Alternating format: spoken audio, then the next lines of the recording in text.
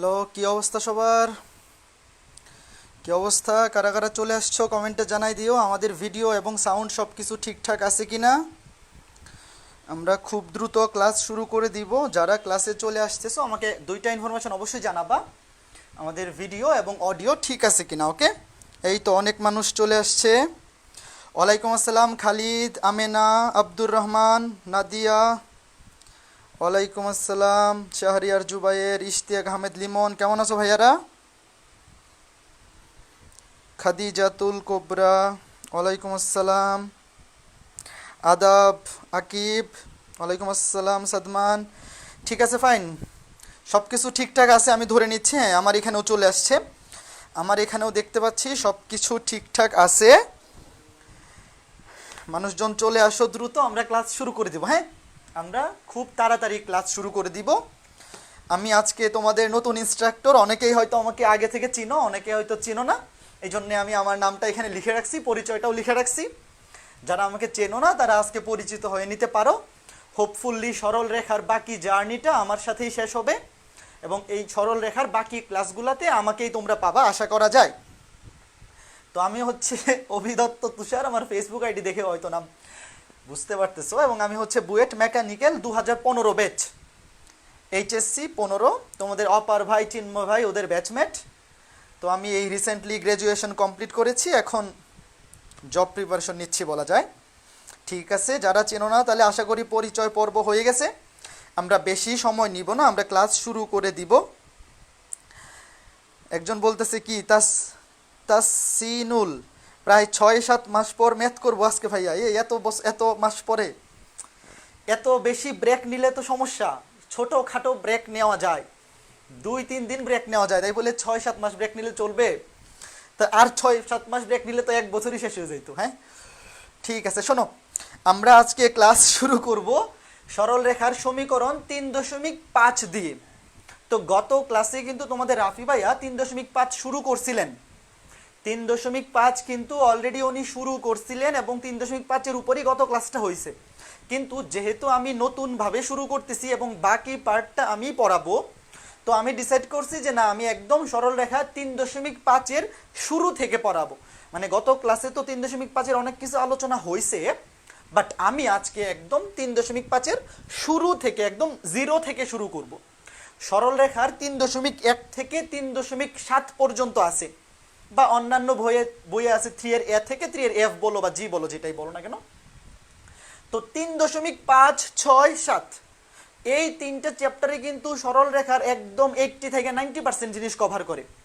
সরল রেখা থেকে যখন সৃজনশীল প্রশ্ন আসবে, তুমি শিওর থাকো 90% কেজে প্রশ্নটা আসবে 3.5, 6 এবং 7 থেকে।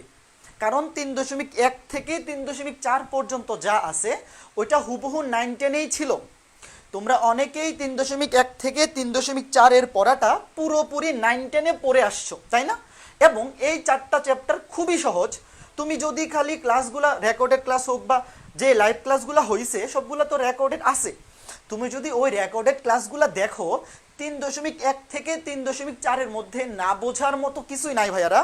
তোমরা অনেকেই আমার পোস্টে কমেন্ট করছো যে একদম সরল রেখা শুরু থেকে শুরু করি, যেন 3.1 থেকে শুরু করার জন্য। আমি কমেন্টগুলো দেখছি বাট কোনো রিপ্লাই দেই নাই, ভাবলাম যে এই রিপ্লাইটা আমি ক্লাসের মধ্যেই দিব। তো কথা হচ্ছে ভাইয়ারা, আমাদের উইকলি 2টা করে ক্লাস থাকবে আমার, মঙ্গল আর বুধ। মঙ্গল বুধ বিকাল 5টায় হয়তো প্রতি সপ্তাহে তোমাদের সাথে আমার দেখা হবে। তো সরল রেখার 3.5, 6 এবং 7 বিশাল বিশাল অধ্যায়। এই 3টা অধ্যায় পড়াইতে মিনিমাম 6-7 ক্লাস বা 7 ক্লাসের মতো লাগিয়ে যাইতে পারে, বিশাল বিশাল অধ্যায়। তো এই 3টা অধ্যায় যদি 7টা ক্লাস লাগে, দ্যাট মিনস এই উইক ছাড়া, এই উইক তো শেষই, আজকে বুধবার, আরও 3 সপ্তাহ লাগবে সরল রেখা শেষ করতে। তারপরে তো আরও অনেক পড়া আছে, অনেক অধ্যায় আছে, ওগুলাও পড়াইতে হবে।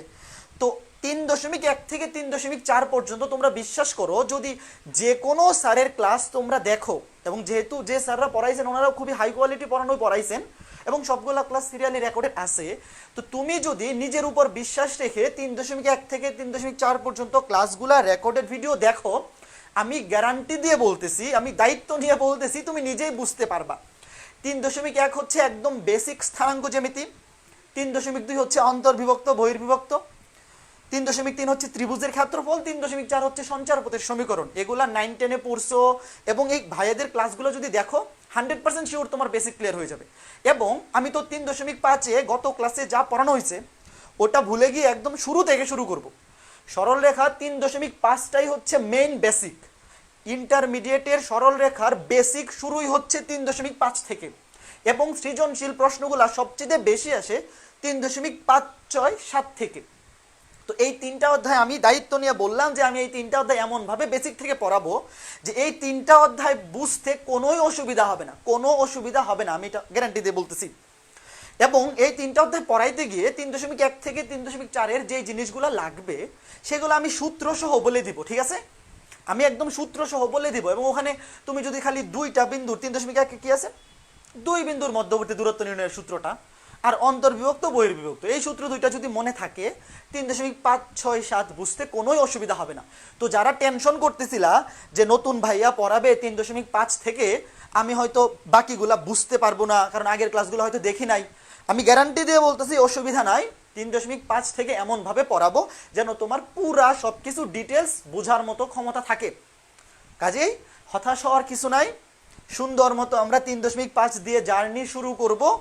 সাথে থাকো, সবগুলা ক্লাস দেখো, ক্লাসগুলা দেখার পরে মনে হবে যে না 3.5-6-7-এ আর কোনো প্রবলেম নাই, এবং হোপফুলি ওখান থেকে যখন সৃজনশীল প্রশ্নগুলো আসবে আশা করি তোমরা ওই অ্যান্সারগুলো একদম টু দ্য পয়েন্টেই করতে পারবা। তো ঠিক আছে, যারা 3.1 থেকে 3.4 ওইগুলাও কভার করতে বলতেছিলা, তোমাদের জিনিসটা বুঝতে হবে যে ওই ক্লাসগুলো অলরেডি রেকর্ডেড আছে এবং তুমি দেখলেই বুঝতে পারবা। এবং সপ্তাহে 2টা ক্লাস করে আমাদের অ্যালোকেটেড ক্লাস, তো ওইগুলা সহ যদি পড়াইতে চাই একটা মাস এক্সট্রা নষ্ট হবে, কারণ ওগুলা পড়াইতে আরও 6-7 ক্লাস লাগবে, আরও 4 সপ্তাহ নষ্ট হবে ভাইয়েরা। তো ক্লাসগুলো যেহেতু রেকর্ডেড আছে, একটু কষ্ট করে যদি তোমরা ক্লাসগুলো দেখে ফেলো, এই 3.5 থেকে বাকিগুলা বোঝানোর দায়িত্ব আমি নিলাম, ঠিক আছে? কথা ঠিক আছে? যারা ওখানে কমেন্ট করতেছিল ভাই একদম শুরু থেকে শুরু করেন, তাদেরকে আশা করি বুঝাইতে পারছি। এবং তোমরা যদি খালি আমার কথা বিশ্বাস করে আগের ক্লাসগুলো দেখো 3.1 থেকে 3.4 পর্যন্ত সব নিজেরা বুঝতে পারবা। এবং গত ক্লাসে যা পড়ানো হয়েছে 3.5-এর সেটা আমি আজকে কভার করেই শুরু করব। কথা ক্লিয়ার? ঠিক আছে, তোমাদের কমেন্ট আর একটু পড়ে নেই, তোমাদের কমেন্ট আর একটু পড়ে নেই। কে কি বলতেছো দেখি, একটু বলি, একটু পড়াই, একটু কমেন্ট পড়ে নেই, একটু কমেন্ট পড়ে নেই। হ্যাঁ, ওয়ালাইকুম আসসালাম ফাহমিদা, ওকে ভাইয়া, হ্যাঁ ওকে ঠিক আছে। আসলে ওইটাই সমস্যা আছে, সঞ্চারপথে সমস্যা আছে। শান্ত চলে আসছে, আরে সেরা। ঠিক আছে ভাইয়া, তোমাদের যদি সমস্যা থাকে তোমরা একটা কাজ করতে পারো, তোমরা 3.1 থেকে 3.4-এর যে ভিডিওগুলো আছে, ক্লাসগুলো হয়েছে, ওই ক্লাসগুলো আগে দেখে শেষ করো, ওই ক্লাসগুলো দেখে শেষ করো। তারপরে ওখান থেকে যে টপিকগুলো প্রবলেম থাকবে ওগুলা চাইলে আমি একটা রিভিউ ক্লাস নিতে পারি বড় জোর। এর বাইরে আমার করার কিছু নাই ভাইয়া। আমাকে বলা হয়েছে 3.5 থেকে পড়া শুরু করার জন্য। তো গত ক্লাসে 3.5-এর যতটুক আলোচনা হয়ে গেছে আমি সেইটা সহই আবার শুরু করব। মানে এই 3.5-6-7 হচ্ছে সরলরেখার ধরো 90% জিনিস, আর বাকি 10% তোমরা নিজেরা আমার উপর বিশ্বাস রেখে কমপ্লিট করো। তারপরে যদি প্রবলেম থাকে ওগুলোর উপর লাগলে একটা প্রবলেম সলভিং ক্লাস নিব, কোনো সমস্যা নাই, ঠিক আছে? হ্যাঁ, 3.1 থেকে 3.4 clear, very good very good. Abu Rafin বলছে ঠিক আছে ভাইয়া, বুঝছি, ঠিক আছে ঠিক আছে, ওকে ভাইয়া, তাহলে আমরা ক্লাসটা শুরু করি।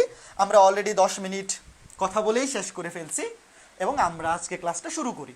আজকে আমরা শুরু করব সরলরেখা 3.5, এবং এই 3.5-এর টাইটেল হচ্ছে সরলরেখার সমীকরণ। সরলরেখার সমীকরণ, এই টপিকটাও কিন্তু 9-10-এ কিছু না কিছু ছিল। 9-10-এ যাদের হায়ার ম্যাথ ছিল তোমরা কিন্তু সরলরেখার সমীকরণ এই টপিকটাও পড়ে আসছো। সরলরেখার সমীকরণ, এবং স্পেশালি এখানে প্রথমে আমরা সরলরেখার ঢাল সংক্রান্ত আলোচনা দেখব, সরলরেখার ঢাল সম্পর্কে পরিচিত হব। এরপরে সরলরেখার সমীকরণ, অনেক টাইপের সমীকরণ আছে, বিভিন্ন প্রকৃতির সমীকরণ আছে সরলরেখার, সেই সমীকরণগুলো আমরা আজকে ক্লাসে দেখব, ঠিক আছে?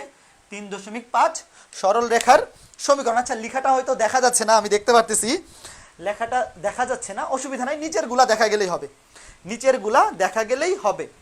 ওকে ঠিক আছে, একটু ওয়েট, দাঁড়াও, উপরের লেখাটা মনে হয় দেখা যাচ্ছে না, আমি ক্যামেরাটা একটু উপরে উঠাই দিই, ক্যামেরাটা একটু উপরে উঠাই দিই, তাইলে দেখা যাবে। Just a minute, hold on.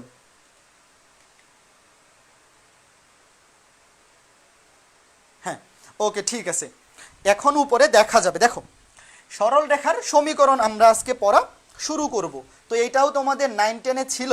তো আমি একদম বেসিক থেকে শুরু করব, একদম বেসিক থেকে শুরু করব, যারা আগে থেকে কিছুই জানো না তারাও যেন বুঝতে পারো। তো সরল রেখার সমীকরণ, এই নাম থেকেই আমরা বুঝতে পারতেছি এই অধ্যায়ে আমরা সরল রেখার বিভিন্ন প্রকৃতির সমীকরণ নিয়ে আলোচনা করব।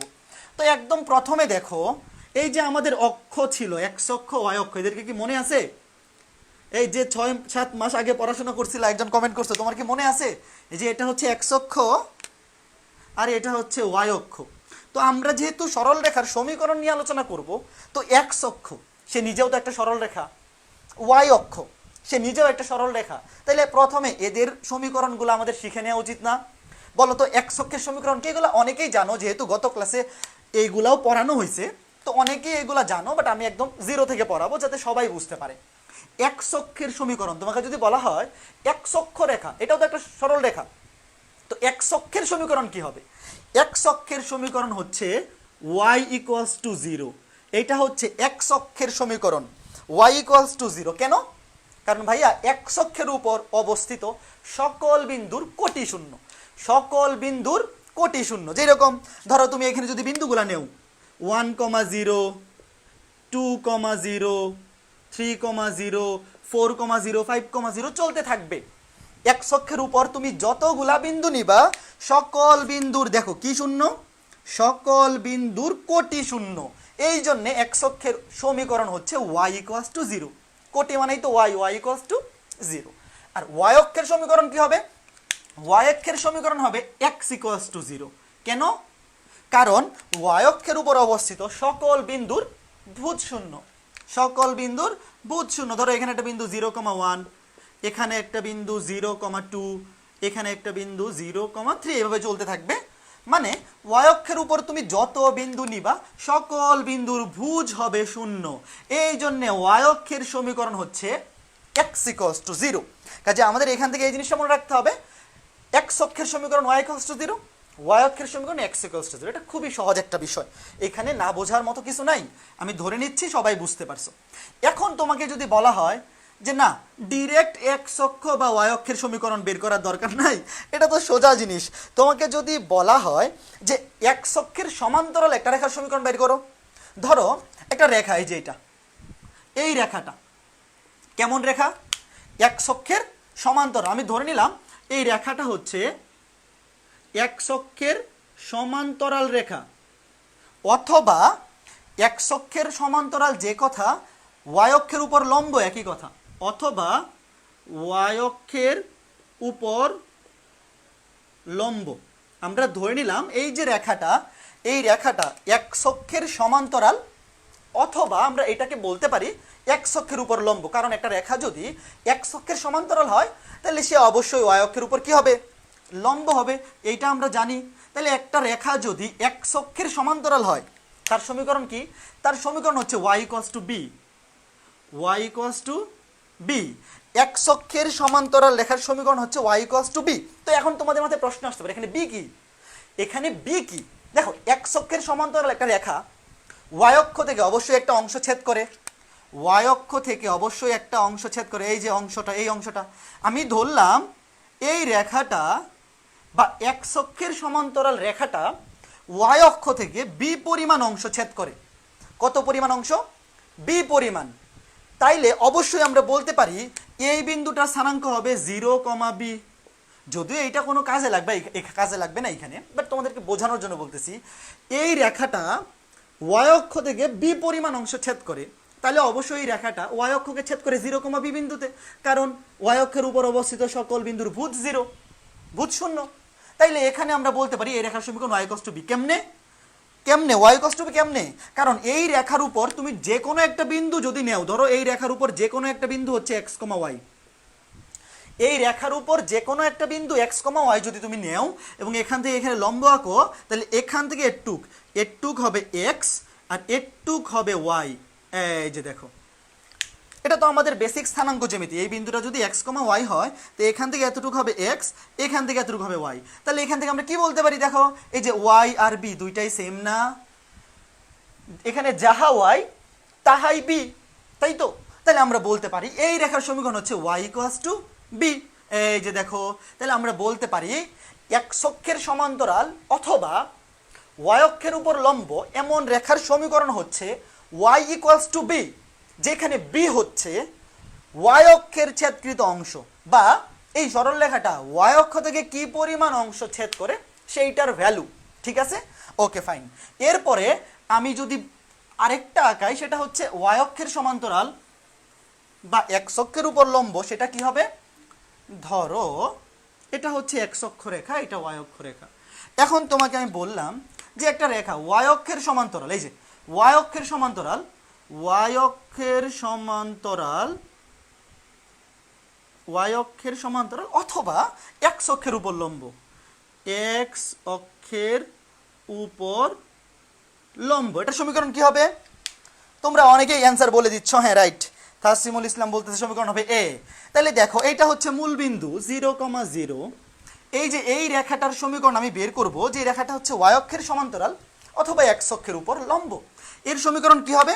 এই সমীকরণ বের করার জন্য আগে জানতে হবে এই সরল রেখাটা এক্স অক্ষ থেকে কি পরিমাণ অংশ ছেদ করে। দেখো এই যে এতটুক, আমরা ধরলাম এই অংশটুকু হচ্ছে এ পরিমাণ অংশ, আমরা ধরলাম এই রেখাটা ওয়াই অক্ষের সমান্তরাল রেখা, অবশ্যই ওয়াই অক্ষ থেকে কোনো অংশ ছেদ করবে না, সে এক্স অক্ষ থেকে অংশ ছেদ করবে। তো আমি ধরলাম সেই অংশটার দৈর্ঘ্য হচ্ছে এ পরিমাণ।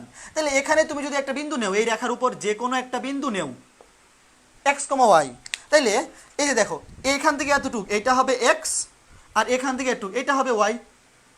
স্থানাঙ্ক জ্যামিতি, এই বিন্দুটার স্থানাঙ্ক যদি এক্স কমা ওয়াই হয়, তা মূল বিন্দু থেকে এখান থেকে এটুক হবে এক্স, এখান থেকে এটুক হবে ওয়াই। তাহলে আমি এখান থেকে বলতে পারি এক্স ইকুয়ালস টু এ। দেখো এর সমীকরণ কি হবে? এক্স ইকুয়ালস টু এ। এই যে দেখো এক্স ইকুয়ালস টু এ। তাহলে আমরা জানলাম এক্স অক্ষের সমান্তরাল লেখার সমীকরণ হচ্ছে ওয়াই ইকুয়ালস টু বি, আর ওয়াই অক্ষের সমান্তরাল লেখার সমীকরণ হচ্ছে এক্স ইকুয়ালস টু এ। আমাকে দ্রুত কমেন্ট করে বলো তো এটা সবাই বুঝছো কিনা, একটু কমেন্ট চেক করি। আজকের প্রথম ক্লাস তোমাদের সাথে আমার, একটু বেশি কমেন্ট চেক করবো, দেখবো তোমরা বুঝতে পারতেছো কিনা। হ্যাঁ x equals to a, very good very good, okay ভাইয়া ঠিক আছে, সবাই বুঝতে পারতেছে, কারোর সমস্যা নাই আপাতত দেখতেছি। ঠিক আছে ঠিক আছে, চলো এখন তোমাকে যদি আমি বলি যে একটা রেখা, তোমাকে আমি বললাম বুঝছি ঠিক আছে, কনিক ফিল আসতেছে, এই কনিক তো দেরি আছে, আগে সরল রেখা পড়তে হবে। সরল রেখা এবং বৃত্ত দুইটা শেষ করে তারপরে কনিকে যাই, ও এর আগে গেলে অনেক কিছু বুঝতে পারবে না। ওকে, আর যদি তুমি পড়ে ফেলে থাকো তাইলে তো অন্য আলাপ। তোমাকে যদি বলে একটি সরল রেখা ওয়াই অক্ষের সমান্তরাল, ধরো একটি সরল রেখা বলা হইল ওয়াই অক্ষের সমান্তরাল এবং একটা বিন্দু দিয়ে যায়, কত বিন্দু দিব? 5,-3 বিন্দুগামী, 5,-3 বিন্দুগামী। তোমাকে বলা হইল একটি সরল রেখা ওয়াই অক্ষের সমান্তরাল এবং ওই রেখাটি 5,-3 বিন্দুগামী। তাহলে ওই রেখার সমীকরণ কি হবে বলো তো? ওই রেখার সমীকরণ কি হবে আমাকে কমেন্টে বলো, কারা পারে দেখি। রেখার সমীকরণ কি হবে কমেন্টে বলো দেখি।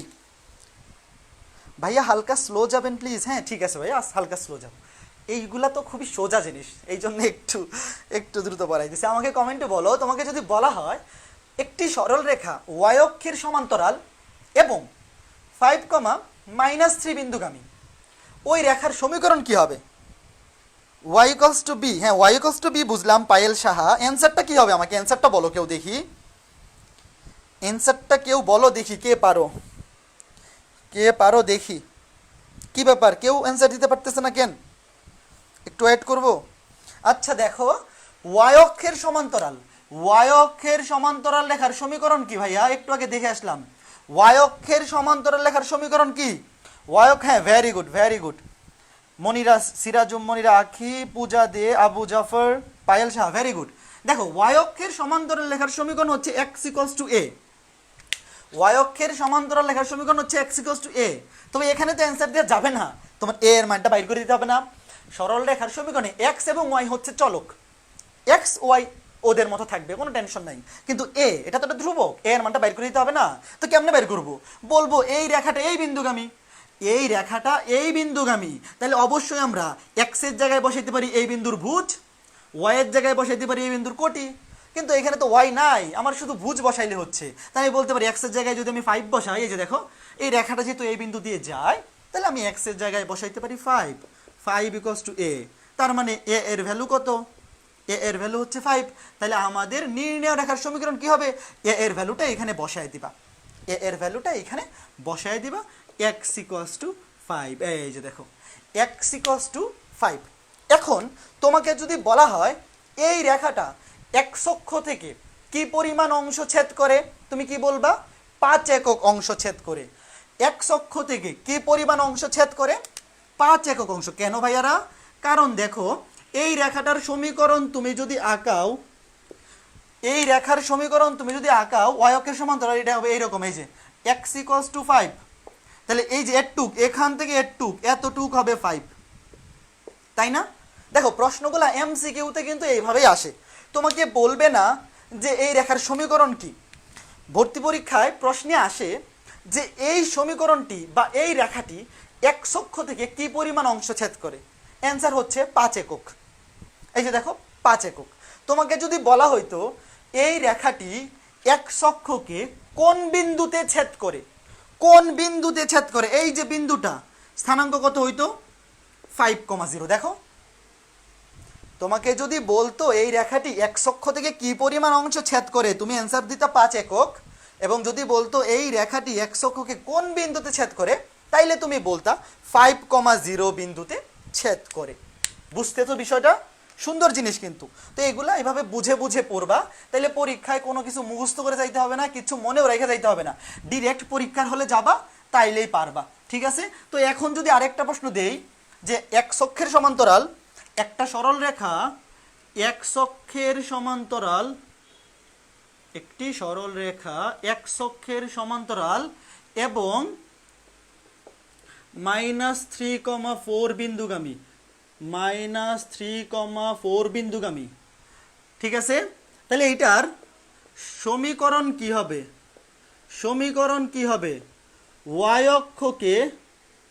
y অক্ষকে কোন বিন্দুতে ছেদ করবে, কোন বিন্দুতে ছেদ করবে, এবং y অক্ষ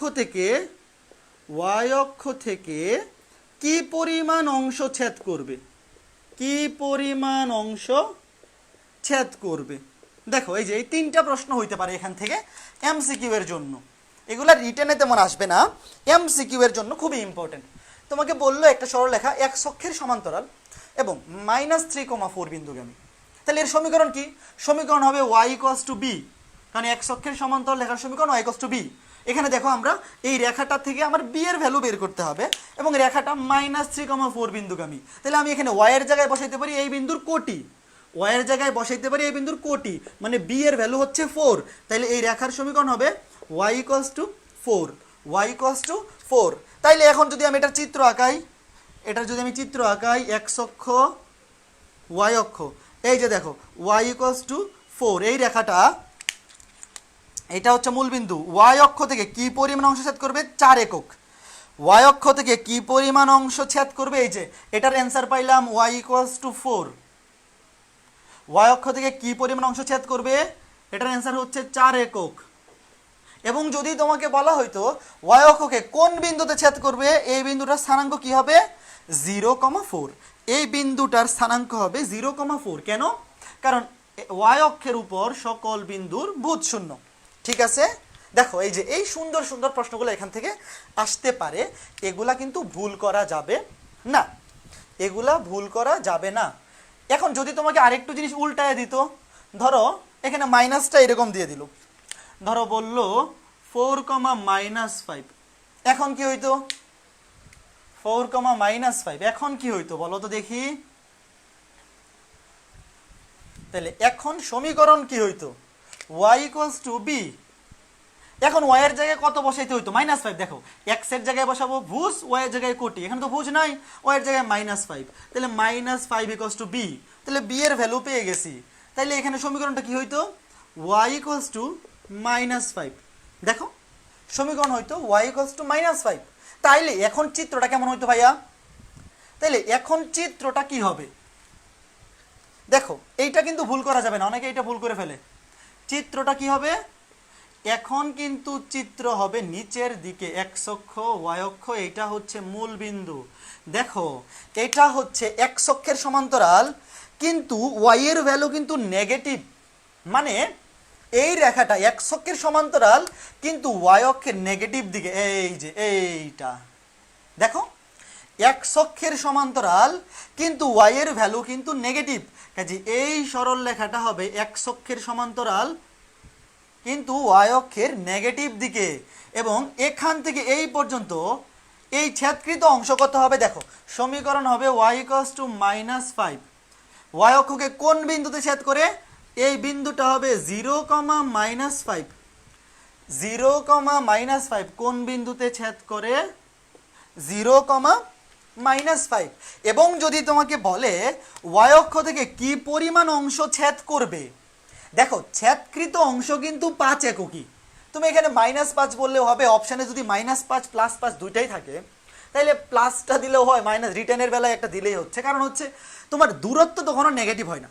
তোমাকে যদি বলে যে এই রেখাটা ওয়াই অক্ষ থেকে কি পরিমাণ অংশ ছেদ করছে, তুমি শুধু 5 একক বললেও হবে, শুধু 5 একক বললেও হবে, আবার তুমি যদি -5 এককও বলো সেটাও হবে। বাট একটা জিনিস মনে রাখবা, একটা জিনিস মনে রাখবা, দূরত্ব কখনো নেগেটিভ হয় না, অংশ কখনো নেগেটিভ হয় না। এখানে তুমি যদি 5 একক দেও তাহলে বোঝা যাবে যে 5 একক অংশ ছেদ করছে, বাট -5 দিলে মানে এই না যে অংশটা ঋণাত্মক। একটা দৈর্ঘ্য কখনো ঋণাত্মক হইতে পারে না, তবে মাইনাস জিনিসটা এই জিনিসটাকে মিন করবে যে এই দৈর্ঘ্যটা ওয়াই অক্ষের ঋণাত্মক দিকে, মাইনাস জিনিসটা এটাই মিন করবে যে দৈর্ঘ্যটা আছে কোন দিকে, ওয়াই অক্ষের ঋণাত্মক দিকে। বাট কেউ কখনো এটা ভাববা না যে দৈর্ঘ্য ঋণাত্মক, না দৈর্ঘ্য ঋণাত্মক না, দৈর্ঘ্যটা নেওয়া হয়েছে ওয়াই অক্ষের ঋণাত্মক দিকে। ওকে, ক্লিয়ার? ক্লিয়ার। দূরত্ব হচ্ছে 5 একক, দূরত্ব 5 একক, তবে মাইনাস তুমি যদি দেও স্যাররা কাটা দিবে না, কারণ স্যাররা ভাববে যে তুমি বোঝাইছো, বা অনেক বইয়েও এভাবে দিছে যে দূরত্বটা নেওয়া হয়েছে ওয়াই অক্ষের ঋণাত্মক দিকে, এই জন্য তুমি এইটা দ্বারা মাইনাস বুঝাইছো। ঠিক আছে, ওকে ফাইন। আমরা এক্স অক্ষের সমীকরণ শিখলাম। হ্যালো কামরুল ইসলাম, কেমন আছো? এই পড়া কি তোমরা বুঝতে পারতেছো? তোমরা কি পড়া বুঝতে পারতেছো? আমাকে একটু কমেন্টে জানাইও, কারণ যেহেতু আমি নতুন মানুষ, অনেকেই পড়া অ্যাকোমোডেট করতে নাও করতে পারে। ঠিক আছে, তাহলে ভাইয়া -5 লিখবো নাকি +5 লিখবো? যদি রিটার্নে হয় তুমি -5 দিলেই হবে, কারণ মাইনাসটা দিলে বোঝা যাইতেছে ঋণাত্মক দিকে। বাট এমসিকিউতে যদি মাইনাস প্লাস দুইটাই থাকে, থাকে না এরকম, এমসিকিউতে প্লাস মাইনাস দুইটাই থাকে না। যদি খালি অংশ বলে তখন আমরা ঋণাত্মকটা ইউজ করি না, আমরা প্লাসটাই বলি। বাট রিটার্নের বেলায় তুমি মাইনাস সহই দিও, অনেক বইয়ে অ্যান্সারে মাইনাস সহই দিছে, অসুবিধা নাই। বাট এমসিকিউতে দুইটাই যদি আসে তখন বেটার হবে শুধু পজিটিভটাই দেওয়া আমার মতে, কিন্তু এইরকম প্লাস মাইনাস দুইটা একসাথে অপশানে থাকবে না, থাকে না এরকম। হ্যাঁ, ওকে ফাইন, ঠিক আছে, ইয়েস বুঝতেছি, clear, very good very good. ঠিক আছে, এখন ভাইয়ারা আমরা সরল রেখার সমীকরণ অধ্যায়ে এক্স অক্ষের সমীকরণ শিখলাম। এক্স অক্ষের সমীকরণ হচ্ছে y = 0, ওয়াই অক্ষের সমীকরণ দেখলাম, ওয়াই অক্ষের সমীকরণ x = 0, এক্স অক্ষের সমান্তরাল লেখার সমীকরণ y = b, আর ওয়াই অক্ষের সমান্তরাল লেখার সমীকরণ x = a। এখানে এ বি কোনো বিষয় না, তোমার যে এ বি ধরতে হবে তা না, অনেক বই এটাকে কে ধরে, এ বি তো কোনো বিষয় না, খালি মনে রাখতে হবে যে এক্স অক্ষের সমান্তরাল y = সামথিং, ওয়াই অক্ষের সমান্তরাল x = সামথিং, একটু মনে রাখলেই চলবে। জি ভাইয়া বুঝতেছি, ভালো লাগতেছে ভাইয়া আপনার পড়া, হ্যাঁ অনেক ধন্যবাদ ভাইয়া। চলো আমরা এখন খুবই গুরুত্বপূর্ণ এই চ্যাপ্টারের সবচাইতে গুরুত্বপূর্ণ টপিক আলোচনা শুরু করব, যেটার নাম হচ্ছে সরল রেখার ঢাল। সরল রেখার ঢাল খুবই ইম্পর্টেন্ট টপিক, ভালো করে বুঝতে হবে। সরল রেখার ঢাল খুবই খুবই খুবই ইম্পর্টেন্ট জিনিস। ঢাকা ইউনিভার্সিটিতে প্রতি বছর সরল রেখার ঢাল থেকে একটা এমসিকিউ থাকে, আমি এটা মুছা দেই, প্রতি বছর সরল রেখার ঢাল থেকে একটা না একটা প্রশ্ন থাকেই। খুব ভালো করে বুঝবা এই জিনিসটা, খুব ভালো করে জিনিসটা বুঝতে হবে। এখন তোমরা 9, 10-এও সরল রেখার ঢাল পড়ে আসছো, আমি যদি তোমাকে সিম্পলি বলি সরল রেখার ঢাল কি, আমি যদি সিম্পলি তোমাকে বলি যে সরল রেখার ঢাল বলতে তুমি কি বুঝো, 90% স্টুডেন্ট উত্তর দিবে না, যেটা উত্তর দিবে সেটা ঠিকই দিবে, ভুল না, যে একটা সরল রেখা যদি এক্স অক্ষের ধনাত্মক দিকের সাথে থিটা কোণ তৈরি করে, ধরো একটা সরল রেখা যেটা এ বি, এ বি হচ্ছে একটা সরল রেখা, এটা হচ্ছে এক্স অক্ষ ওয়াই অক্ষ, ঠিক আছে। একটা সরল রেখা এক্স অক্ষের ধনাত্মক দিক, এই যে দেখো এক্স অক্ষের ধনাত্মক দিক হচ্ছে এইটা, ঋণাত্মক দিক হচ্ছে এইটা। আমি যদি তোমাকে বলি এই সরল রেখা সাপেক্ষে, এই যে এবি সরল রেখা, এই সরল রেখা সাপেক্ষে এক্স অক্ষের ধনাত্মক দিক কোনটা আর ঋণাত্মক দিক কোনটা, তাহলে কি তুমি মূল বিন্দু থেকে কাউন্ট করবা? না, আমরা কিন্তু নর্মালি মূল বিন্দু ডান পাশে এক্স অক্ষের পজিটিভ, বাম পাশে এক্স অক্ষের নেগেটিভ নেই। তবে এই সরল রেখার সাপেক্ষে এই যে বিন্দুটা আছে না, এই সরল রেখাটা যে বিন্দুতে এক্স অক্ষকে ছেদ করছে সেই বিন্দু থেকে ডানে হচ্ছে এক্স অক্ষের পজিটিভ দিক, আর সেই বিন্দু থেকে বামে হচ্ছে এক্স অক্ষের নেগেটিভ দিক। বুঝছো জিনিসটা? সরল রেখাটা এক্স অক্ষকে যে বিন্দুতে ছেদ করবে সেই বিন্দু থেকে ডানে হচ্ছে পজিটিভ দিক, আর এখান থেকে তুমি যদি বামে আসা শুরু করো, এই যে এই অংশটাও কিন্তু এই রেখার সাপেক্ষে ওয়াই এক্স অক্ষের নেগেটিভ দিক। কিন্তু মূল বিন্দুর সাপেক্ষে কিন্তু এই যে মূল বিন্দুর সাপেক্ষে এই অংশটা কিন্তু এক্স অক্ষের পজিটিভ দিক, এই যে এক্স অক্ষের পজিটিভ, কিন্তু এই রেখার সাপেক্ষে এক্স অক্ষের নেগেটিভ দিকের মধ্যে পড়ে। কাজেই এই বিন্দুটা, এই যে এখানে যে বিন্দুতে সরল রেখাটা এক্স অক্ষকে ছেদ করছে সেই বিন্দু থেকে এই পাশে পজিটিভ এই পাশে নেগেটিভ। তাহলে আমরা কি করলাম, এই সরল রেখাটার সাথে এক্স অক্ষের ধনাত্মক দিকে উৎপন্ন কোণ নির্ণয় করলাম, এক্স অক্ষের ধনাত্মক দিকের সাথে উৎপন্ন কোণ থিটা। তাহলে তোমরা 9 10 এই জিনিসটা পড়ে আসছো, বা আমরাও এটাই পড়াই অনেকে, যে ডিরেক্ট আমরা বলে দেই যে একটা সরল রেখা তোমরা লিখে রাখতে পারো যে কোনো সরল রেখা যদি এক্স অক্ষের ধনাত্মক দিকের সাথে থিটা কোণ উৎপন্ন করে তাহলে তার ঢালের মান হচ্ছে এম সমান টেন থিটা, যেখানে ঢালকে এম দ্বারা প্রকাশ করা হয়।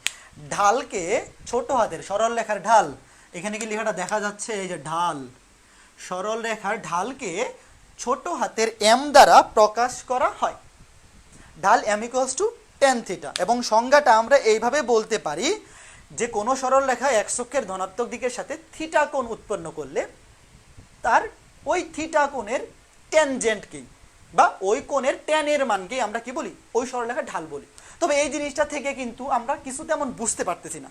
আমি যদি তোমাকে বলি যে একটা সরলরেখা এক্স অক্ষের সাথে 30 ডিগ্রি কোণ তৈরি করে, তাহলে ঢাল কত, তুমি বলবা ট্যান 30 ডিগ্রি। আর আমি যদি তোমাকে আরেকটু বলি, যেটা আমাকে এক্সপ্লেন করে বোঝাও তো, যে এই ঢাল বলতে তুমি কি বুঝতে পারতেছো, যে ট্যান 30 ডিগ্রি বা ট্যান 30 ডিগ্রি মানে হচ্ছে 1/√3। আমি যদি তোমাকে বলি যে এই জিনিসটা বলতে তুমি কি বুঝছো, অনেক মানুষ কিন্তু কিছুই বলতে পারবে না। তো আমরা আজকে শিখবো ঢাল মানে কি। এই যে এক্স অক্ষের ধনাত্মক দিকের সাথে উৎপন্ন কোণের ট্যানজেন্টের মানকে ঢাল বলে। এখান থেকে তুমি কিছুই বুঝতে পারতেছো না, আমিও কিছু বুঝতে পারতেছি না, আমিও জিনিসটা ফিল করতে পারতেছি না, তুমিও জিনিসটা ফিল করতে পারতেছো না। তো জিনিসটা যখন তুমি ফিল করতে না পারবা, তোমার কাছে স্বাভাবিকভাবে এই অধ্যায়টা কি লাগবে, কঠিন লাগবে, কারণ এই অধ্যায়ের বেসিকটাই হচ্ছে সরল রেখার ঢাল থেকে আসছে। তো চলো আমরা আগে সরল রেখার ঢাল শিখবো। সরল রেখার কি শিখবো, আমরা আগে সরল রেখার ঢাল শিখবো। তো প্রথমে আমি একটা সংজ্ঞা লিখবো, আগে এই সংজ্ঞাটা সবাই লিখো, আগে এই সংজ্ঞাটা সবাই লিখবা। কোনো সরল রেখার উপর কোনো, এই সবাই সংজ্ঞাটা লিখো, ঢালের সংজ্ঞাটা। কোনো সরল রেখার উপর যে কোনো দুটি বিন্দুর মধ্যে সবাই সংজ্ঞাটা লিখো, তারপরে আমি এক্সপ্লেন করব। হ্যাঁ, দুটি বিন্দুর মধ্যে প্রতি একক ভুজের পরিবর্তনের জন্য, সবাই টুক করে লিখে ফেলো, প্রতি একক ভুজের পরিবর্তনের জন্য সেমিকোলন অথবা কমা কোটির মানের যে পরিবর্তন হয়, সবাই লিখবা কিন্তু। কোন সরল রেখার উপর যে কোনো দুইটি বিন্দুর মধ্যে প্রতি একক ভুজের পরিবর্তনের জন্য কোটির মানের যে পরিবর্তন হয় তাই হচ্ছে ওই সরল রেখার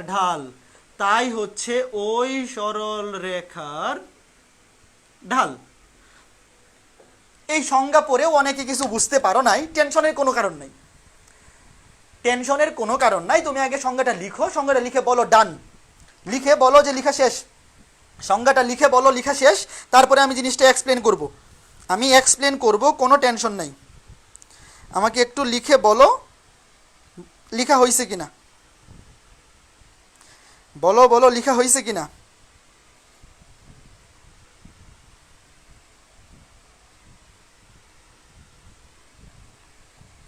দেখো সংজ্ঞাটা কিন্তু খুবই সোজা, হ্যাঁ সংজ্ঞাটা খুবই সোজা, খালি লিখবা যে কোনো সরলরেখার উপর যে কোনো দুইটি বিন্দুর মধ্যে প্রতি একক ভুজের মানের পরিবর্তনের জন্য কোটির মানের যে পরিবর্তন হয় তাকেই বলা হয় ওই সরলরেখার ঢাল, তাকেই বলা হয় ওই সরলরেখার ঢাল।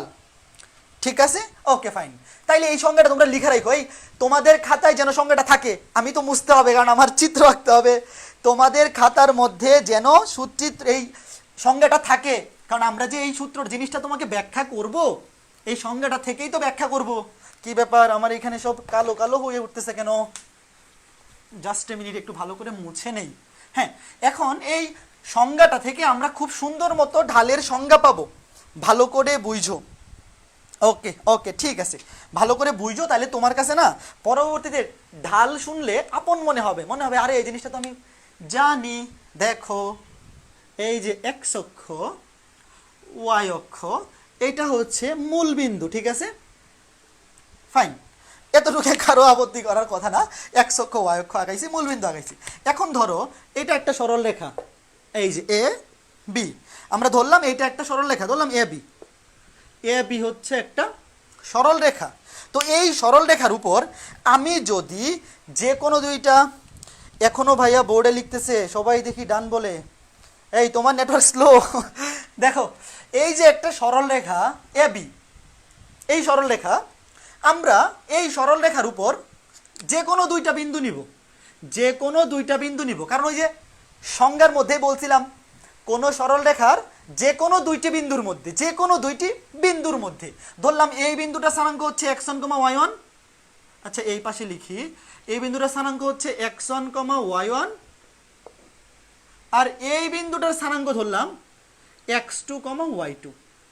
আমরা একটা সরল রেখা নিলাম এ বি, সেই সরল রেখার উপর যে কোনো দুইটা বিন্দু নিলাম, একটা x1, একটা x2, y2, কোনো অসুবিধা নাই। তাহলে ভাইয়েরা স্থানাঙ্ক জ্যামিতি থেকে আমরা কি জানি, এই বিন্দুটার স্থানাঙ্ক যদি x1, y1 হয়, তাহলে এখান থেকে যদি আমি এই পর্যন্ত লম্ব আঁকি, আবার এখান থেকে যদি এই দেখো এই বিন্দু থেকে x অক্ষের উপরে লম্ব আঁকাইলাম, y অক্ষের উপরেও লম্ব আঁকাইলাম, কেন? কারণ এই বিন্দুটার স্থানাঙ্ক যদি x1, y1 হয়, তাহলে আমি বলতে পারি এখান থেকে এটুক, এই যে এখান থেকে এতটুক হচ্ছে x1, আর এখান থেকে এটুক এটা হচ্ছে y1, এই যে এতটুক হচ্ছে y1, এটা সবাই জানো ভাইয়ারা। এই যে এই বিন্দুটা স্থানাঙ্ক যদি x1, y1 হয়, তাহলে মূল বিন্দু থেকে এতটুক হবে x1, আর এখান থেকে এতটুক হবে y1। তো এতটুক যদি y1 হয়, আমি লিখতে পারি এতটুকু হবে y1, এই যে এখান থেকে এটুক, এখান থেকে এটুকু কি হবে ভাইয়া y1 হবে। এটা তো দেখতেই বোঝা যাইতেছে, আমি যেহেতু লম্ব আঁকাইছি, এতটুক যদি y1 হয় এতটুকু y1 হবে, তাই না? আচ্ছা ভালো কথা। একইভাবে সেম কাজটা এই বিন্দুর জন্যও করব, x অক্ষের উপর লম্ব আঁকাবো, y অক্ষের উপর লম্ব আঁকাবো। তাহলে আমি যেহেতু x অক্ষ এবং y অক্ষের উপর লম্ব আঁকাইছি, আর এই বিন্দুটার স্থানাঙ্ক যেহেতু x2, y2, তাহলে মূল বিন্দু থেকে এই যে এটুক পর্যন্ত, মূল বিন্দু থেকে এটুক এইটা হবে x2, আর এখান থেকে এই পর্যন্ত এইটা হবে y2, তাই না? তো দেখো এই টোটালটা যদি y2 হয়, তাহলে আমি এখানেও তো বলতে পারি এখান থেকে এই পর্যন্ত এই টোটালটাও হবে y2। এখানে তো কেউ আমার সাথে আপত্তি করবে না, তাই না? এই বিন্দুটা যদি x1, y1 হয়, এতটুকু হবে x1, এতটুকু y1, এইটা যদি y1 হয় এইটাও হবে y1। আবার এই বিন্দুটার স্থানাঙ্ক যদি x2, y2 হয়, তাহলে এতটুকু হবে x2, এইটা হবে y2, আর এইটা যদি y2 হয় এইটাও হবে y2। ঠিক আছে, এখন এখান থেকে আমি কাজটা কি করব, দেখো এখান থেকে আমি কাজটা কি করব, এই যে বিন্দুটা, এই বিন্দু থেকে এই বিন্দু তুমি ধরতে পারো একটা বিন্দু P, একটা বিন্দু Q, যেটা খুশি ধরো একটা বিন্দু P, একটা বিন্দু Q, এটা ধরলেই হচ্ছে, অসুবিধা নেই। তো আমি যে P বিন্দু থেকে ধরো Q বিন্দুতে গেলাম, আমি যে P বিন্দু থেকে Q বিন্দুতে গেলাম, ধরো এতে ভুজের মানের কি চেঞ্জ হয়েছে? ভুজের মানের চেঞ্জ হয়েছে এইখান থেকে এটুক না, এই যে দেখো এটুক না, P বিন্দু থেকে Q বিন্দুতে যাওয়া মানে ভুজের মানের পরিবর্তন হচ্ছে এখান থেকে এটুক। তাইলে বলো তো আমাকে এখান থেকে এটুক এই ভ্যালুটা কত হবে? এই টোটালটা হচ্ছে x2, এতটুক হচ্ছে x1। তাহলে আমি কি এটা লিখতে পারি না যে এতটুক হবে x2 - x1, এই যে x2 মাইনাস x1। আমি কি এটা লিখে কোনো ভুল করেছি ভাইয়ারা? না, ভুল করি নাই। পি বিন্দু থেকে কিউ বিন্দুতে যাইতে ভুজের মানের পরিবর্তন হচ্ছে এটুক, এই যে এটুক। টোটালটা ছিল x2, এতটুক ছিল x1, দ্যাটস ওয়াই এতটুক হবে x2 মাইনাস x1, মানে এই দুইটা বিন্দুর মধ্যে ভুজের পরিবর্তন হবে x2 মাইনাস x1। একইভাবে এই দুইটা বিন্দুর মধ্যে কোটির মানের পরিবর্তন কতটুকু হবে? এই বিন্দু থেকে এই বিন্দুতে যাওয়া মানে কোটির মানের পরিবর্তন হচ্ছে এটুক। দেখো একটু ভালো করে দেখো ভাইয়ারা, কোটি তো y অক্ষ বরাবর পরিবর্তিত হয়, তাই না? ভুজ পরিবর্তিত হয় x অক্ষ বরাবর, কোটি পরিবর্তিত হয় y অক্ষ বরাবর। তো তুমি যখন পি বিন্দু থেকে কিউ বিন্দুতে যাবা, কোটির মানের চেঞ্জ কিন্তু y অক্ষ বরাবর হবে, এই যে এটুক। এটুক হবে এই দুইটা বিন্দুর কোটির মানের পরিবর্তন। তাহলে তোমরা আমাকে একজন বলো তো এতটুকের মান কত হবে? আচ্ছা আমি লিখেই ফেলি, এটা সবাই বুঝবা। এই টোটালটা যদি y2 হয় আর এতটুক যদি y1 হয়, তাহলে এতটুক কি হবে? এতটুক হবে y2 মাইনাস y1। এই যে এতটুক, এই যে y2 মাইনাস y1। এটা কি বুঝতেছো? আচ্ছা আমি দাঁড়াও সোজা করে লিখি, আমি সোজা করে এইখানে লিখি, তাইলে বুঝতে সুবিধা হবে। এই যে এতটুক হবে y2 মাইনাস y1। কেমনে লিখছি? কারণ টোটালটা ছিল y2, এতটুক হচ্ছে y1, তাহলে আমি এখান থেকে লিখতে পারি বাকি এতটুক অংশ হবে y2 মাইনাস y1। তাইলে ভাইয়ারা এই যে দুইটা বিন্দু ছিল, একটা ছিল পি বিন্দু আর একটা ছিল কিউ বিন্দু, দেখো এই পি বিন্দু থেকে কিউ বিন্দু পর্যন্ত ভুজের মানের পরিবর্তন কত? দেখো ভুজের মানের পরিবর্তন হচ্ছে x2 মাইনাস x1। ভুজের মানের পরিবর্তন হচ্ছে x2 minus x1। x2 minus x1 পরিমাণ ভুজের পরিবর্তনের ফলে x2 মাইনাস x1 ভুজের পরিবর্তনের জন্য বা ভুজের মানের x2 মাইনাস x1 পরিমাণ ভুজের মানের পরিবর্তনের জন্য কোটির মানের পরিবর্তন কত? কোটির মানের পরিবর্তন কতটুক হইছে? y2 minus y1। দেখো এই দুইটা বিন্দুর মধ্যে x2 মাইনাস x1 পরিমাণ ভুজের মানের পরিবর্তনের জন্য কোটির মানের পরিবর্তন হইছে y2 মাইনাস y1। তাহলে আমি যদি এখন বলি সুতরাং নিচে কি দেখা যায়? হ্যাঁ দেখা যায়। সুতরাং এক একক ভুজের মানের পরিবর্তনের জন্য কোটির মানের পরিবর্তন কত? প্রতি একক। এক একক মানে প্রতি একক, এক একক যে কথা, প্রতি একক, এক একক অথবা প্রতি একক, যেটা লিখো তুমি এক একক লিখতে পারো অথবা প্রতি একক। তাইলে প্রতি একক ভুজের মানের পরিবর্তনের জন্য কোটির মানের পরিবর্তন কি হবে? y2 minus y1। আর ঐকিক নিয়ম অনুসারে এইটা এই পাশে এসে ভাগ হয়ে যাবে। এইটা তো আমাদের ঐকিক নিয়ম ভাইয়ারা, 4/5 জিনিস। দেখো x2 মাইনাস x1 পরিমাণ ভুজের মানের পরিবর্তনের জন্য এই সরল রেখায় কোটির মানের পরিবর্তন হয়েছে y2 মাইনাস y1। তাহলে আমরা বলতে পারি এই সরল রেখার উপর যে কোনো দুইটা বিন্দুর মধ্যে প্রতি একক বা এক একক ভুজের মানের পরিবর্তনের জন্য কোটির মানের পরিবর্তন হবে y2 minus y1 divided by x2 minus x1। কিছুক্ষণ আগে যে আমরা সংজ্ঞা শিখে আসলাম, আমি যে বলছিলাম কোনো রেখার মধ্যে দুইটা বিন্দুর মধ্যে, কোনো রেখার উপর দুইটা বিন্দুর মধ্যে প্রতি একক ভুজের মানের পরিবর্তনের জন্য কোটির মানের যে পরিবর্তন হয় সেটাকেই বলে ঢাল। তাহলে এইটাকে আমরা ঢাল বলতে পারি, এইটাকে আমরা কি বলতে পারি? ঢাল বলতে পারি। এই বুঝছো ঘটনা কত সুন্দর জিনিস? এই যে দেখো এই সরল রেখার উপর যে কোনো দুইটা বিন্দু পিকিউ এর প্রতি একক ভুজের পরিবর্তনের জন্য কোটির মানের পরিবর্তন আসছে y2 minus y1 divide by x2 minus x1। তাহলে এটাকে আমরা কি বলতে পারি? ঢাল বলতে পারি। দেখো কত সহজ জিনিস। তাহলে আমি এখান থেকে কি ডিসিশন নিতে পারি ভাইয়া? এখান থেকে আমি এইটাও লিখতে পারি যে আমি এখান থেকে ঢাল কি পাইলাম? ঢাল পাইলাম y2 minus y1। y2 minus y1 মানে হচ্ছে কোটি দ্বয়ের অন্তর, কোটি দ্বয়ের অন্তর divided by x2 minus x1 মানে হচ্ছে ভুজ দ্বয়ের অন্তর। দেখো খুব সহজ জিনিস না? দেখো এই সূত্রটা তোমরা কিন্তু মুখস্থ করে আসতা, তোমরা কিন্তু মুখস্থ করতা যে ঢাল মানে হচ্ছে কোটি দ্বয়ের অন্তর ডিভাইড বাই ভুজ দ্বয়ের অন্তর। কিন্তু এই জিনিসটা কেন আসছে আশা করি বুঝতেছো এবং সামনে আরো জিনিস বুঝতে পারবা। দেখো কত সহজ একটা জিনিস। কাজেই এখন যদি আমি তোমাকে বলি, আমি এটা মুছে দিলাম, আমি এইটা মুছলাম। দেখো এখন যদি আমি তোমাকে বলি যে এই সরল রেখার, ধরো আমরা নর্মালি যেমন বাইর করি, আমরা নর্মালি কেমনে বের করি, তোমাকে আমি যদি বলি এই সরল রেখা এক্স অক্ষের ধনাত্মক দিকের সাথে 30 ডিগ্রি কোণ তৈরি করে, 30 ডিগ্রি কোণ তৈরি করে, তাহলে তুমি ঢাল কেমন বের করবা?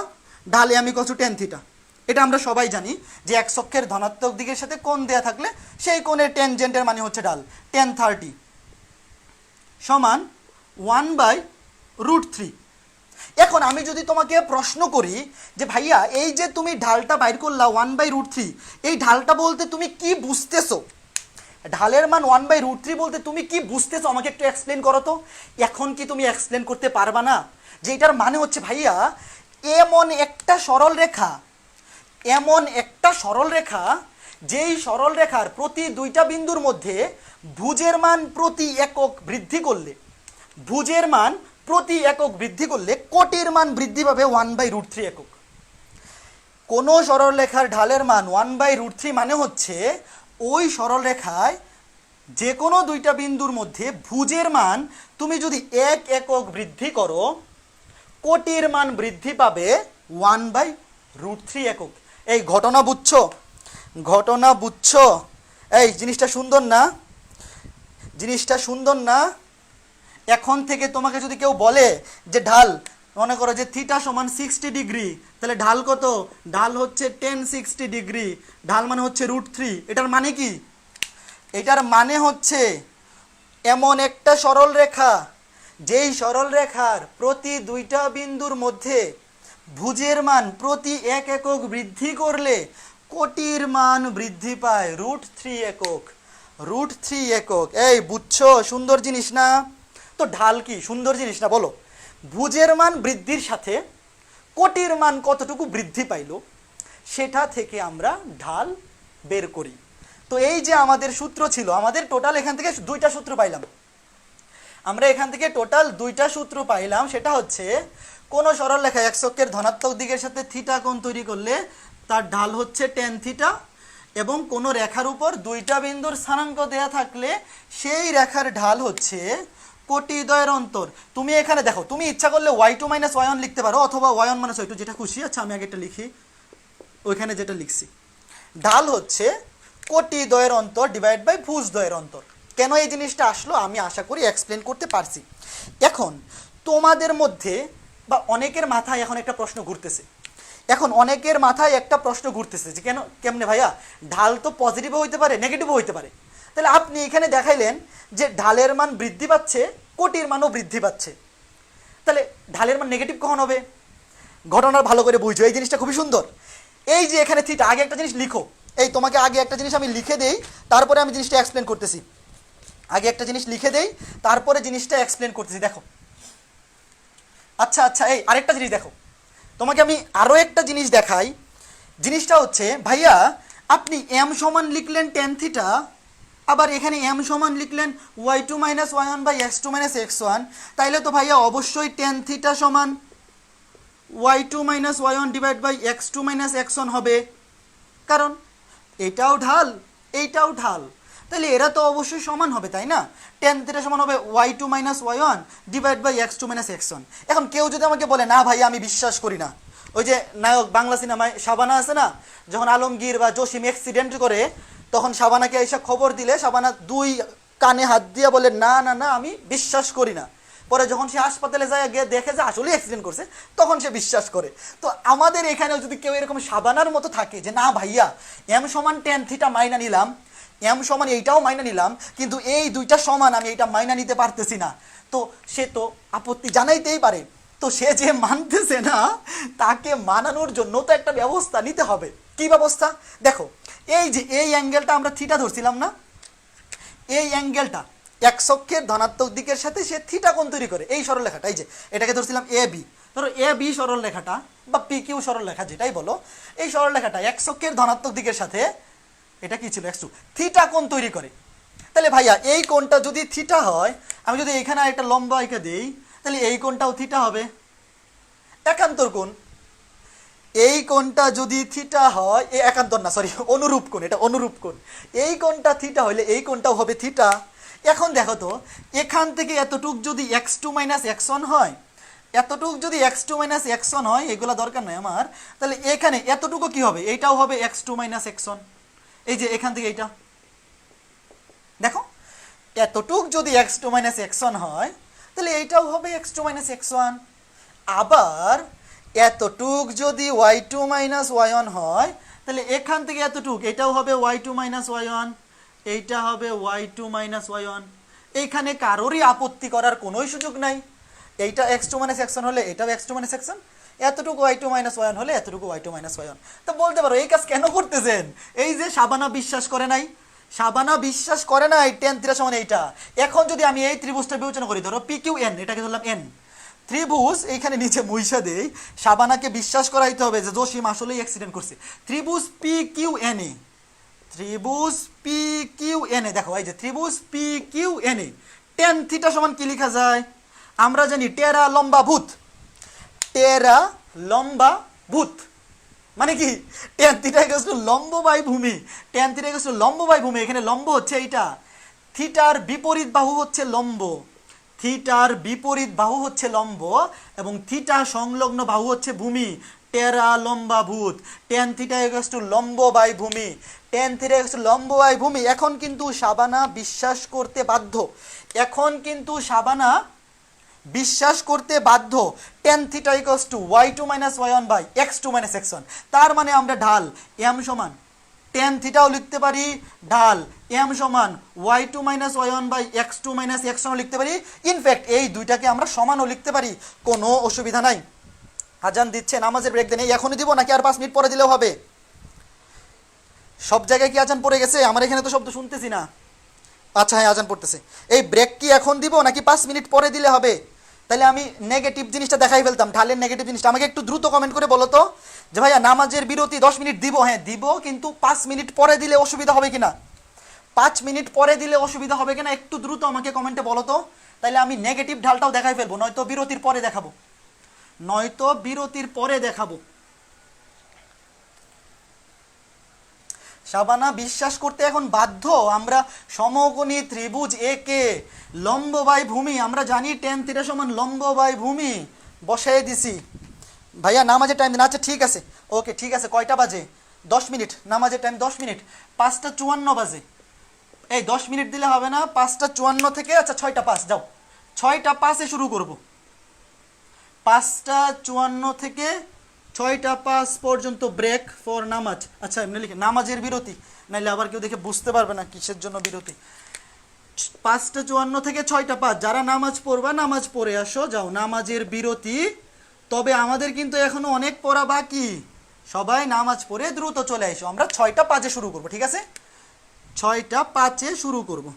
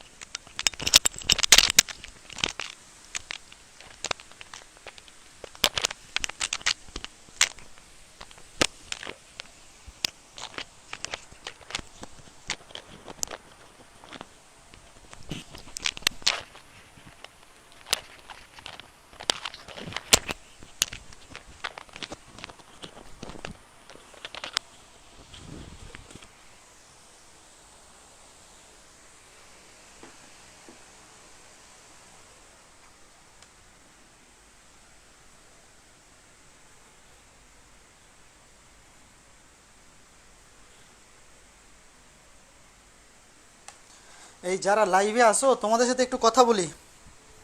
আমি তো বৈশা রেস্ট নিতেছিলাম, ভাবলাম যারা লাইভে আসো, এখনও তো 72 জনের মতো লাইভে আসো, তো ভাবলাম যে তোমাদের সাথে কথা বলি। ক্লাস কেমন লাগতেছে বলো তো? ক্লাস 6টা 5-এ শুরু করব, হ্যাঁ ক্লাস 6টা 5-এ শুরু করব। এখন 6টা কত বাজে? 6টা 3 বাজে, হ্যাঁ। আর 2 মিনিট পরে শুরু করব। তো তোমরা যারা আসো তোমরা বলতে পারো যে ক্লাস কেমন লাগতেছে, ক্লাস কি বুঝতে পারতেছো কিনা, হ্যাঁ ক্লাস কি বুঝতে পারতেছো কিনা তোমাদের সাথে একটু কথা বলি।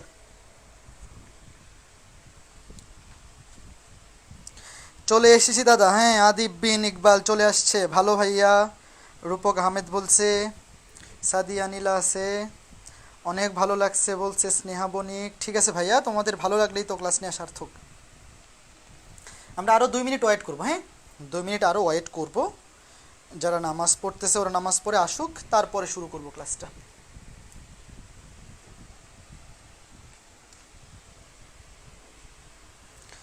তানভীর, জোবায়ের, রুবাই, সাইমা হোসেন, মন, সাদিয়া বলছে ভালো লাগতেছে। হ্যাঁ ভালো আছি জোবায়ের। সাইমা তুমি কেমন আছো? চলে আসলাম ভাইয়া, হ্যাঁ সবাই চলে আস। 6টা 5 বেজে গেছে, হ্যাঁ 6টা 4 বাজে, কিন্তু মানুষজন তো এখনো বাড়তেছে না। ক্লাসে তো 200 জন ছিল, শুরু করে দিব এখন। আচ্ছা আসুক, খাতায় তোলার সময় দিয়েন ভাইয়া। হ্যাঁ ভাইয়া সময় তো দেই। শোনো, হোয়াইট বোর্ডে তো লিখতে এমনিতেই টাইম লাগে, তো তোমার হাতের লেখাও কিন্তু আরেকটু ফাস্ট করতে হবে। ধরো একদম লিখে তারপরে দাঁড়াই থাকবো, বলবো যে এখন লিখো, ওইরকম করলে 1.5 ঘন্টার ক্লাসে অনেক কম পড়ানো যাবে, বুঝছো? তো হোয়াইট বোর্ডে যে স্পিডে লিখি ওর চাইতে বেশি স্পিডে কিন্তু তুমি চাইলে খাতায় লিখতে পারো। একটু কিন্তু হ্যান্ড রাইটিংটাও ফাস্ট করতে হবে ভাই, আর যতটুকু সময় নেওয়া দরকার অতিরিক্ত সময় দিব, হ্যাঁ অবশ্যই। ভাইয়া আজই সরলরেখা শুরু করেছেন? হ্যাঁ আজকে 3.5 দিয়ে শুরু করেছি ভাইয়া। ক্লাস অনেক ভালো লাগতেছে বলছে পুলক, অনেক ধন্যবাদ ভাই। হ্যাঁ ইফতেকার আহমেদ, আমি ভালো আছি, তুমি কেমন আছো? ভাইয়া বুয়েট নিয়ে একটু ডিটেলস বলেন। এই এখন বুয়েট নিয়ে ডিটেলস কেমনে বলবো?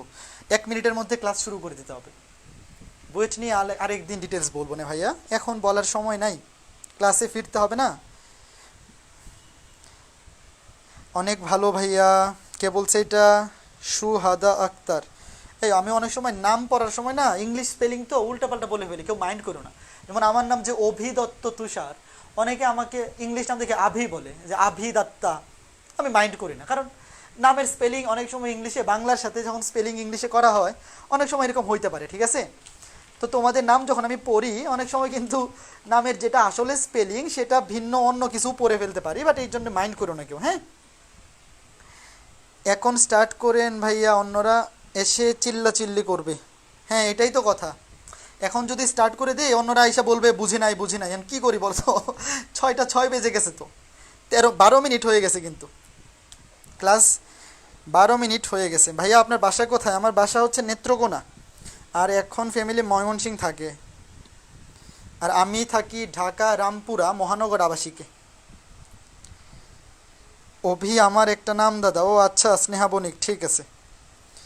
আপনার প্রেজেন্টেশন অসাধারণ। আরে ফজলে রাব্বি, অনেক ধন্যবাদ।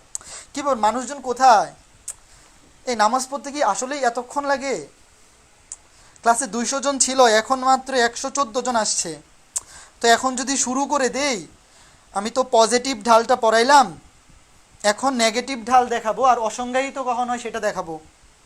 তো এখন যদি শুরু করি গিয়ে একটা ঝামেলায় পড়বো, বাকিরা আইসা বলবে আবার বলেন আবার বলেন, তার চাইতে আরও 2 মিনিট ওয়েট করি। সবাই বাকিরা আইসা বলবে আবার বলেন, এর চাইতে 2 মিনিট পরেই শুরু করি, ঠিক আছে? ভাই আজকে ক্লাস করতে অনেক ভালো লাগছে। হ্যাঁ অনেক ধন্যবাদ অদ্রিতা অপু।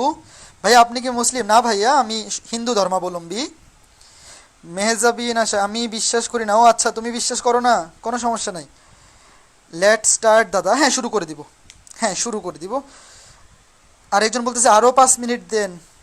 হ্যাঁ আচ্ছা শোনো, তাহলে আজকে তো আমার ফার্স্ট ক্লাস, তোমরা আমাকে একটা ফিক্স বলে দিও তো, মানে নামাজের বিরতিটা কোন টাইমে দিলে সবচেয়ে পারফেক্ট হয়, আমি তো জানি না। তো তোমরা আমাকে সাজেস্ট করো যে নামাজের বিরতি কোন টাইম থেকে কোন টাইম দিলে পারফেক্ট হবে, হ্যাঁ। কারণ এক এক জেলায় বা এক এক জায়গায় তো নামাজের টাইম এক এক রকম থাকে, তাই না? ভ্যারিয়েবল থাকে। তো তো আমরা যদি 20 মিনিট নষ্ট করি তাহলে তো ক্লাসে বেশি পড়ানো যাবে না, তাই না? ধরো আমরা যদি 20 মিনিট দিয়ে দিই ওটা বেশি হয়ে যায়। তো 10 মিনিট দিলে কোনটা দিলে ভালো হবে ভাইয়া? সেই ক্লাস ভাইয়া, অনেক ধন্যবাদ। এই শুরু করব ভাইয়া। ভাইয়া আজকে আমার বার্থডে। কার বার্থডে আজকে? এটা কে কমেন্ট করছে? হ্যাপি বার্থডে কে? এটা আরে কার কমেন্ট এটা? দাঁড়াও, কার কমেন্ট তো দেখতে পারতেছি না। এটা মেইন কমেন্ট কে করছে? মেইন কমেন্ট কে করলো? উপরে তো ভাসতেছে না। আব্দুল্লাহ মোহাম্মদ শৈশব নাকি শৈশব? হ্যাপি বার্থডে ভাইয়া, হ্যাপি বার্থডে। এই ক্লাস শুরু করব 6টা থেকে 6টা 10, ঠিক আছে? শোনো তাইলে শোনো আমার ক্লাস থাকবে প্রতি সপ্তাহে মঙ্গল বুধ বিকাল 5টা, মানে প্রতি সপ্তাহের তো 2টা অ্যালোকেটেড ক্লাস, মঙ্গলবার বিকাল 5টা আর বুধবার বিকাল 5টা। তো আগামী সপ্তাহেও তো আমার এই টাইমেই ক্লাস থাকবে, 5টায় ক্লাস থাকবে। তাইলে নামাজের বিরতিটা 6টা থেকে 6টা 10 থাকবে, ঠিক আছে? আগামী ক্লাস থেকে 6টা থেকে 6টা 10। এখন দেখি মানুষজন আসুক। এই যে এখনই শুরু করে দিব। চলে আসছি ভাইয়া, শুরু করা যাক। ইয়েস ব্রো, শুরু করেন। ওকে শুরু করে দেন দাদা। ঠিক আছে, চলো শুরু করি। আমরা মাত্র কি দেখলাম? আমরা দেখলাম যে ঢালের মান তখন পজিটিভ আসতেছিল। দেখো, ঢালের মান পজিটিভ আসতেছিল। তো তোমরা যারা আগে পড়ে ফেলছো তারা, বা যারা পড়ো নাই তারাও জানো হয়তো যে ঢালের মান, সরল রেখার ঢালের মান পজিটিভও হইতে পারে, নেগেটিভও হইতে পারে, অসংজ্ঞায়িত হইতে পারে, জিরোও হইতে পারে, অসংজ্ঞায়িত হইতে পারে, ঠিক আছে? তো চলো আমরা শুরু করি। মনে রাখবা একটা সরল রেখা যখন এক্স অক্ষের ধনাত্মক দিকের সাথে সূক্ষ্মকোণ তৈরি করে, থিটা যদি সূক্ষ্মকোণ হয়, থিটা সূক্ষ্মকোণ হলে ঢাল হচ্ছে পজিটিভ। কেন আমি পজিটিভ একটু আগে দেখাইলাম। এই যে মনে করো যে একটা সরল রেখা, এই যে এই এ বি সরল রেখাটা ধরলাম, এই এ বি সরল রেখাটা এক্স অক্ষের ধনাত্মক দিকের সাথে থিটা কোণ তৈরি করলো এবং সেই কোণটা হচ্ছে সূক্ষ্মকোণ। তো থিটা যদি সূক্ষ্মকোণ হয় সেক্ষেত্রে সেই সরলরেখার ঢাল হবে পজিটিভ। কেন? কারণ সেই ক্ষেত্রে তুমি যদি একটা বিন্দু থেকে আরেকটা বিন্দুতে এক্স এর মান বৃদ্ধি করো, ওয়াই এর মানও বৃদ্ধি পাবে।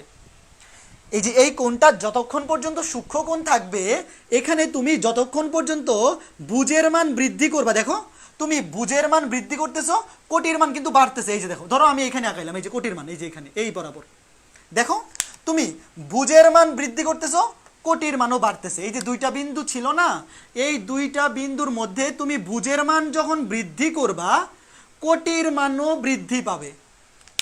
বুজের মান, এই দেখো বুজের মান বৃদ্ধি করতেছি, কোটির মানও বাড়তেছে, এই যে বাড়তেছে। অথবা তুমি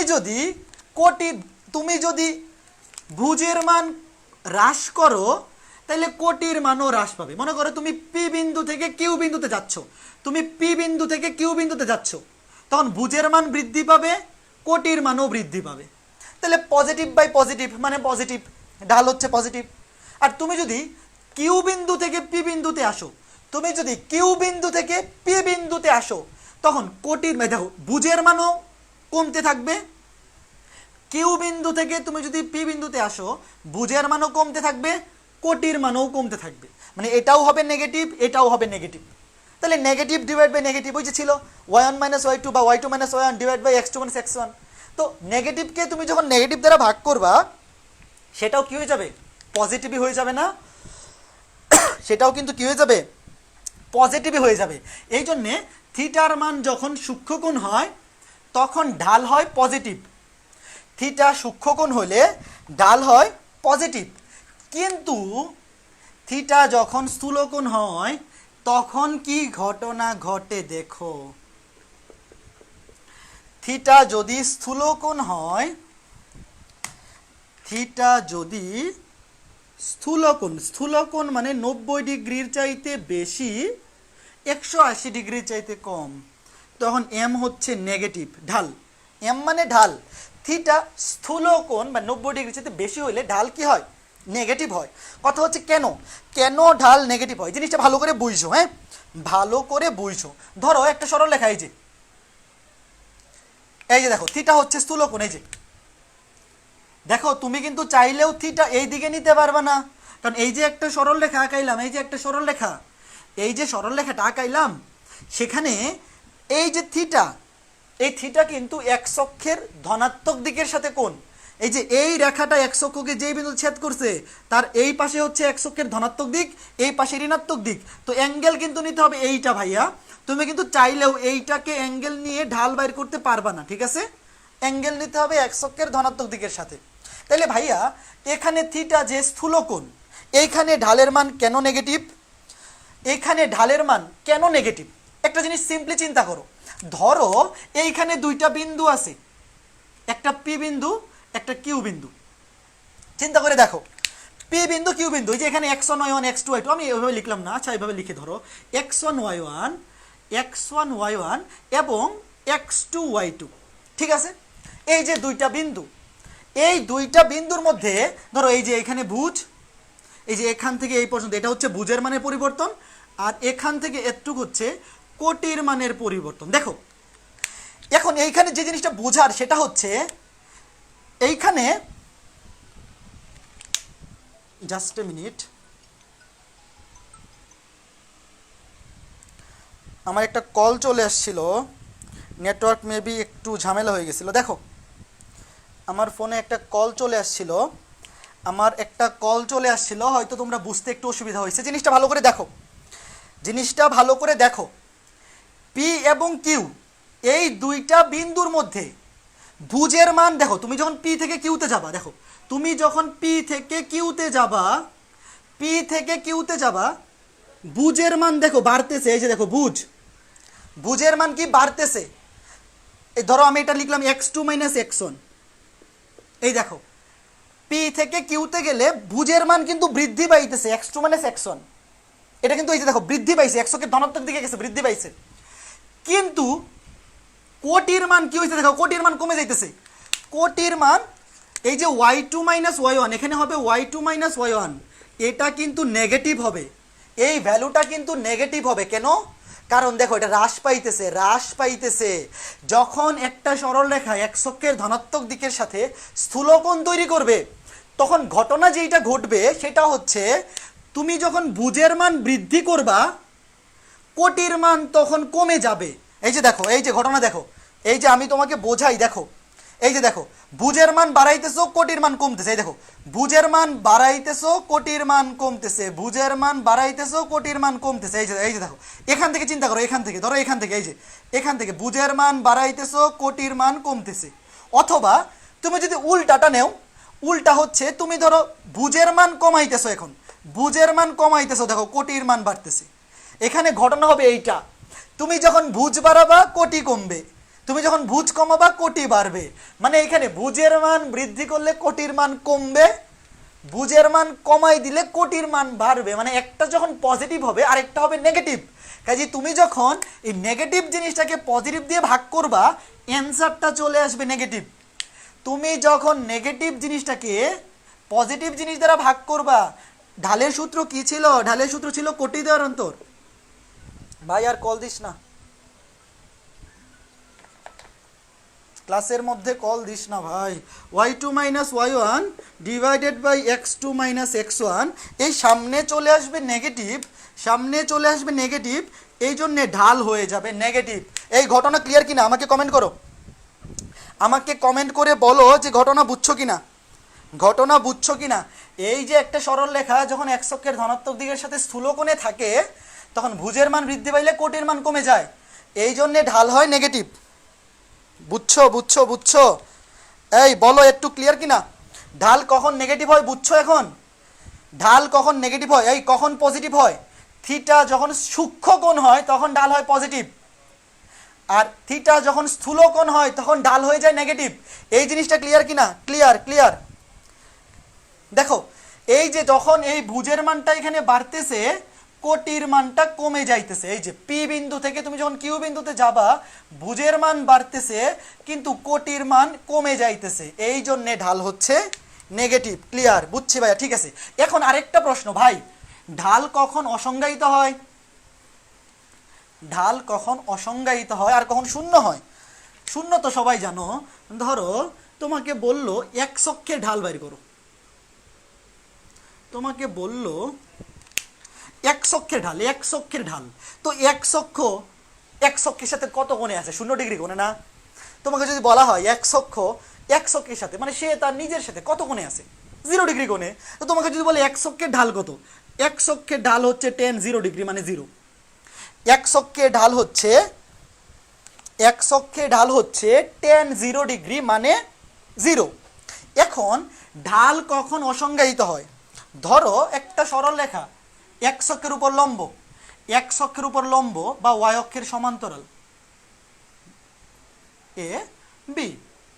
ধরো এই সরল রেখাটা এক্স অক্ষের উপর লম্ব বা ওয়াই অক্ষের সমান্তরাল, আমরা বলতে পারি এক্স অক্ষের উপর লম্ব, একটা সরল রেখা এক্স অক্ষের উপর লম্ব অথবা ওয়াই অক্ষের সমান্তরাল হলে এর ঢাল কত? সমান্তরাল হলে আমরা এইভাবে লিখতাম যে আমরা জানি ঢাল মানে tan থিটা, ঢাল m সমান tan থিটা, tan থিটা মানে tan 90, tan 90 হচ্ছে অসংজ্ঞায়িত, অসংজ্ঞায়িত মানে সামথিং বাই 0। এখন তোমার মাথায় প্রশ্ন আসবে যে কেন ঢাল অসংজ্ঞায়িত? একটা সরল রেখা যখন এক্স অক্ষের উপর লম্ব হয় তখন তার ঢাল কেন অসংজ্ঞায়িত? কারণ ঢালের সংজ্ঞাটা কি ছিল? আমি যে ঢালের সংজ্ঞাটা লিখে দিয়েছিলাম, সংজ্ঞাটা কি ছিল? কোনো সরল রেখার উপর যে কোনো দুইটা বিন্দুর মধ্যে ভুজের মান প্রতি একক পরিবর্তনের ফলে বা প্রতি একক ভুজের মানের পরিবর্তনের ফলে কোটির মানের যে পরিবর্তন হয় সেটাই ছিল ঢাল। মনে আছে? এই যে কোটির ভুজের মানের একক পরিবর্তনের ফলে y2 - y1 divide by x2 - x1, প্রতি একক ভুজের পরিবর্তনের ফলে কোটির মানের পরিবর্তন ছিল ওই রেখা ঢাল। তাহলে এইখানে যে এই সরল রেখাটা এক্স অক্ষের লম্ব বা ওয়াই অক্ষের সমান্তরাল, এখানে ধরো এইটা ধরলাম 1,0 বিন্দু, এটা ধরলাম 2,0, ধরো এই বিন্দুটা 2,0, তাহলে এই বিন্দুটা কত হবে? এই বিন্দু হবে 2,1, এই বিন্দু হবে 2,2, এই বিন্দু হবে 2,3, বা এই বিন্দু হবে 2,-1, এই বিন্দু হবে 2,-2। তাহলে এই বিন্দুগুলো আমি কেন লিখতেছি? এই বিন্দুগুলো আমি একটা কারণে লিখতেছি, সেটা হচ্ছে এই রেখার উপর অবস্থিত সকল বিন্দুর ভুজ সেম। দেখো সকল বিন্দুর ভুজ সেম, ওয়াই অক্ষের সমান্তরাল রেখায় সকল বিন্দুর ভুজের মান সেম, সবগুলোর ভুজের মান 2। তাহলে এই রেখার উপর যে কোনো দুইটা বিন্দুতে ভুজের মানের পরিবর্তন কত? 0। এই রেখার যে কোনো দুইটা বিন্দুর মধ্যে ভুজের মানের পরিবর্তন কত? 0। x2 - x1 0, উপরে যাই থাকুক, উপরে যাই থাকুক। দেখো এই রেখার উপর যে কোনো দুইটা বিন্দুতে ভুজের মানের কোনো পরিবর্তন হবে না। কাজেই যেই সরল রেখায় ভুজের মানের কোনো পরিবর্তনই হয় না, সেইখানে প্রতি একক ভুজের জন্য আবার y এর পরিবর্তন কোত্থেকে আসবে? এখানে ভুজের মানের পরিবর্তনই হয় না, কাজেই প্রতি একক ভুজের জন্য কোটির মানের পরিবর্তনের প্রশ্নই আসে না। এই জন্যে আমরা বলবো এই সরল রেখার ঢাল অসংজ্ঞায়িত। কেন? সামথিং বাই 0 = অসংজ্ঞায়িত। এটা এখনো সংজ্ঞার মধ্যে আনা যায় নাই। তুমি যদি এইটাকে সংজ্ঞার মধ্যে আনতে পারো তাহলে ভালো একটা চান্স আছে তুমি গণিতে নোবেল পুরস্কারও পাইতে পারো। বলো তো বুঝছো কিনা, বলো তো বুঝছো কিনা, এই বুঝছো কিনা বলো। জিনিসটা সুন্দর না?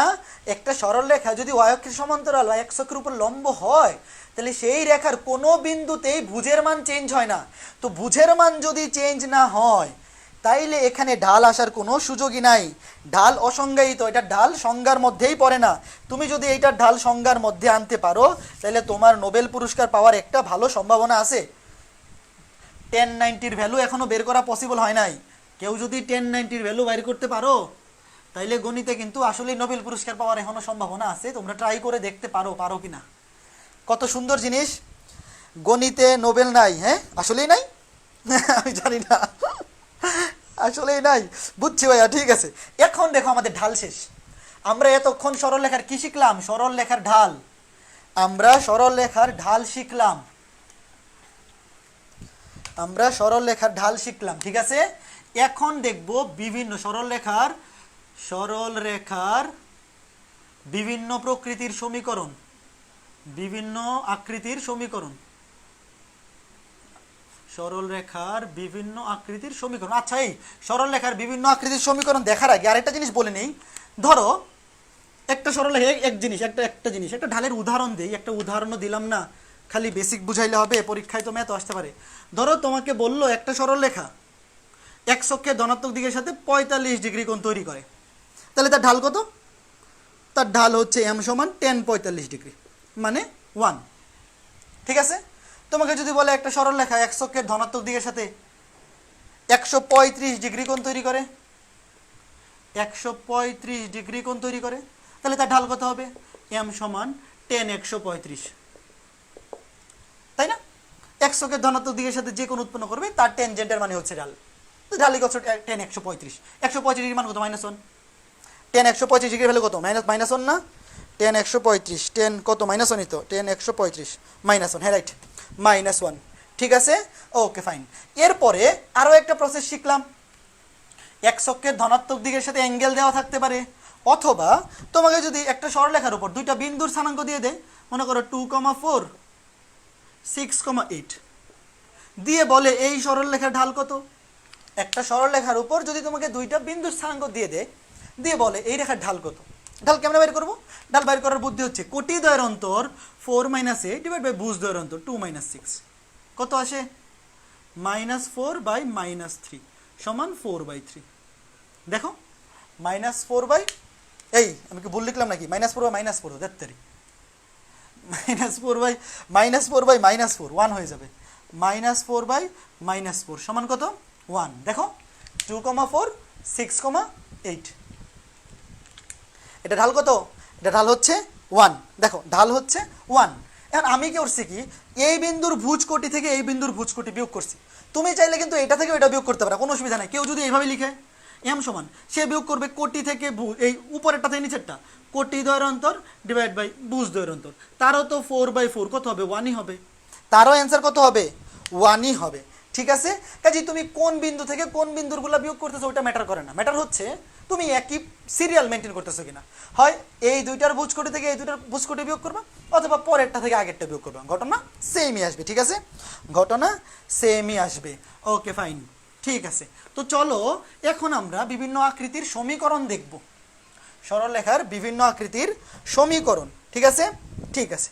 এখন কথা হচ্ছে, প্রথমে একটা সমীকরণ দেখব যেটা হচ্ছে কোনো সরলরেখার ঢাল, কোনো সরলরেখার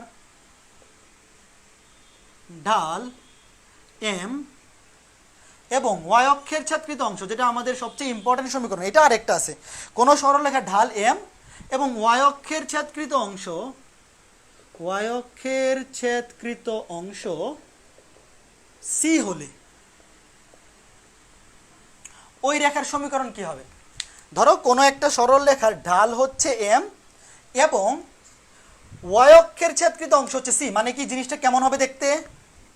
ধরো একটা সরলরেখা এইরকম হইতেই পারে, কোনো অসুবিধা নাই। ধরো এই যে এরকম, এই যে এটা হচ্ছে একটা সরলরেখা, যেই সরলরেখা ধরলাম অ্যাঙ্গেল এক অক্ষের ধনাত্মক দিকের সাথে অ্যাঙ্গেল হচ্ছে থিটা। কেউ আবার ভাইবো না যে এইটা মূল বিন্দু, তাইলে এইটা তো এক অক্ষের ঋণাত্মক দিক হলো না। সরল রেখাটা এক অক্ষকে যে বিন্দুতে ছেদ করছে তার ডানে হচ্ছে এক অক্ষের ধনাত্মক দিক আর বামে হচ্ছে এক অক্ষের ঋণাত্মক দিক উইথ রেসপেক্ট টু এই সরল রেখা। তাইলে আমরা ধরলাম এই সরলরেখা ঢালে m কত? tan theta. এই সরলরেখার ঢালে m কষ্ট কত? tan theta. এবং প্রশ্নে বলছে এই সরলরেখার ঢাল হচ্ছে m এবং এই সরলরেখা y অক্ষ থেকে কি পরিমাণ অংশ ছেদ করে? c পরিমাণ। মানে এই যে সরলরেখাটা y অক্ষ থেকে অংশ ছেদ করছে কতটুক? এটুক না?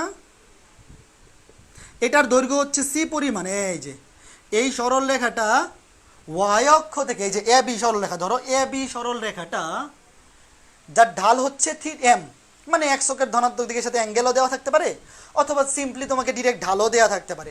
ঢাল হচ্ছে m, y অক্ষ থেকে ছেদকৃত অংশ হচ্ছে এটা x অক্ষ, এটা y অক্ষ, c পরিমাণ। তাহলে তোমাকে যদি বলে এই রেখার সমীকরণ কি, এই রেখার সমীকরণ কেমনে বের করবো? এই সমীকরণ, এই রেখার সমীকরণ বের করার বুদ্ধি হচ্ছে রেখার উপর যে কোনো একটা বিন্দু x, y নেও। তোমাকে তো আগে চলক নিতে হবে। এই রেখার সমীকরণ তুমি বাইর করবা, এই রেখার উপর একটা বিন্দু নিতে হবে না? চলক না নিলে কেমনে হবে ভাই? তো একটা চলক নিলাম। তো এই বিন্দুটা যদি x, y হয়, তাহলে আমি বলতে পারি এখান থেকে যদি আমি এখানে লম্ব আঁকাই, তাহলে এতটুক হচ্ছে এক্স, এতটুক হচ্ছে ওয়াই। এটা কারো আপত্তি থাকার কথা না। এই পি বিন্দুটার স্থানাঙ্ক যদি এক্স কমা ওয়াই হয়, তাহলে মূল বিন্দু থেকে এখানে লম্ব, এই যে পি বিন্দু থেকে এখানে লম্ব আঁকাইলে এখান থেকে এতটুকু হবে এক্স, এখান থেকে এতটুকু হবে ওয়াই।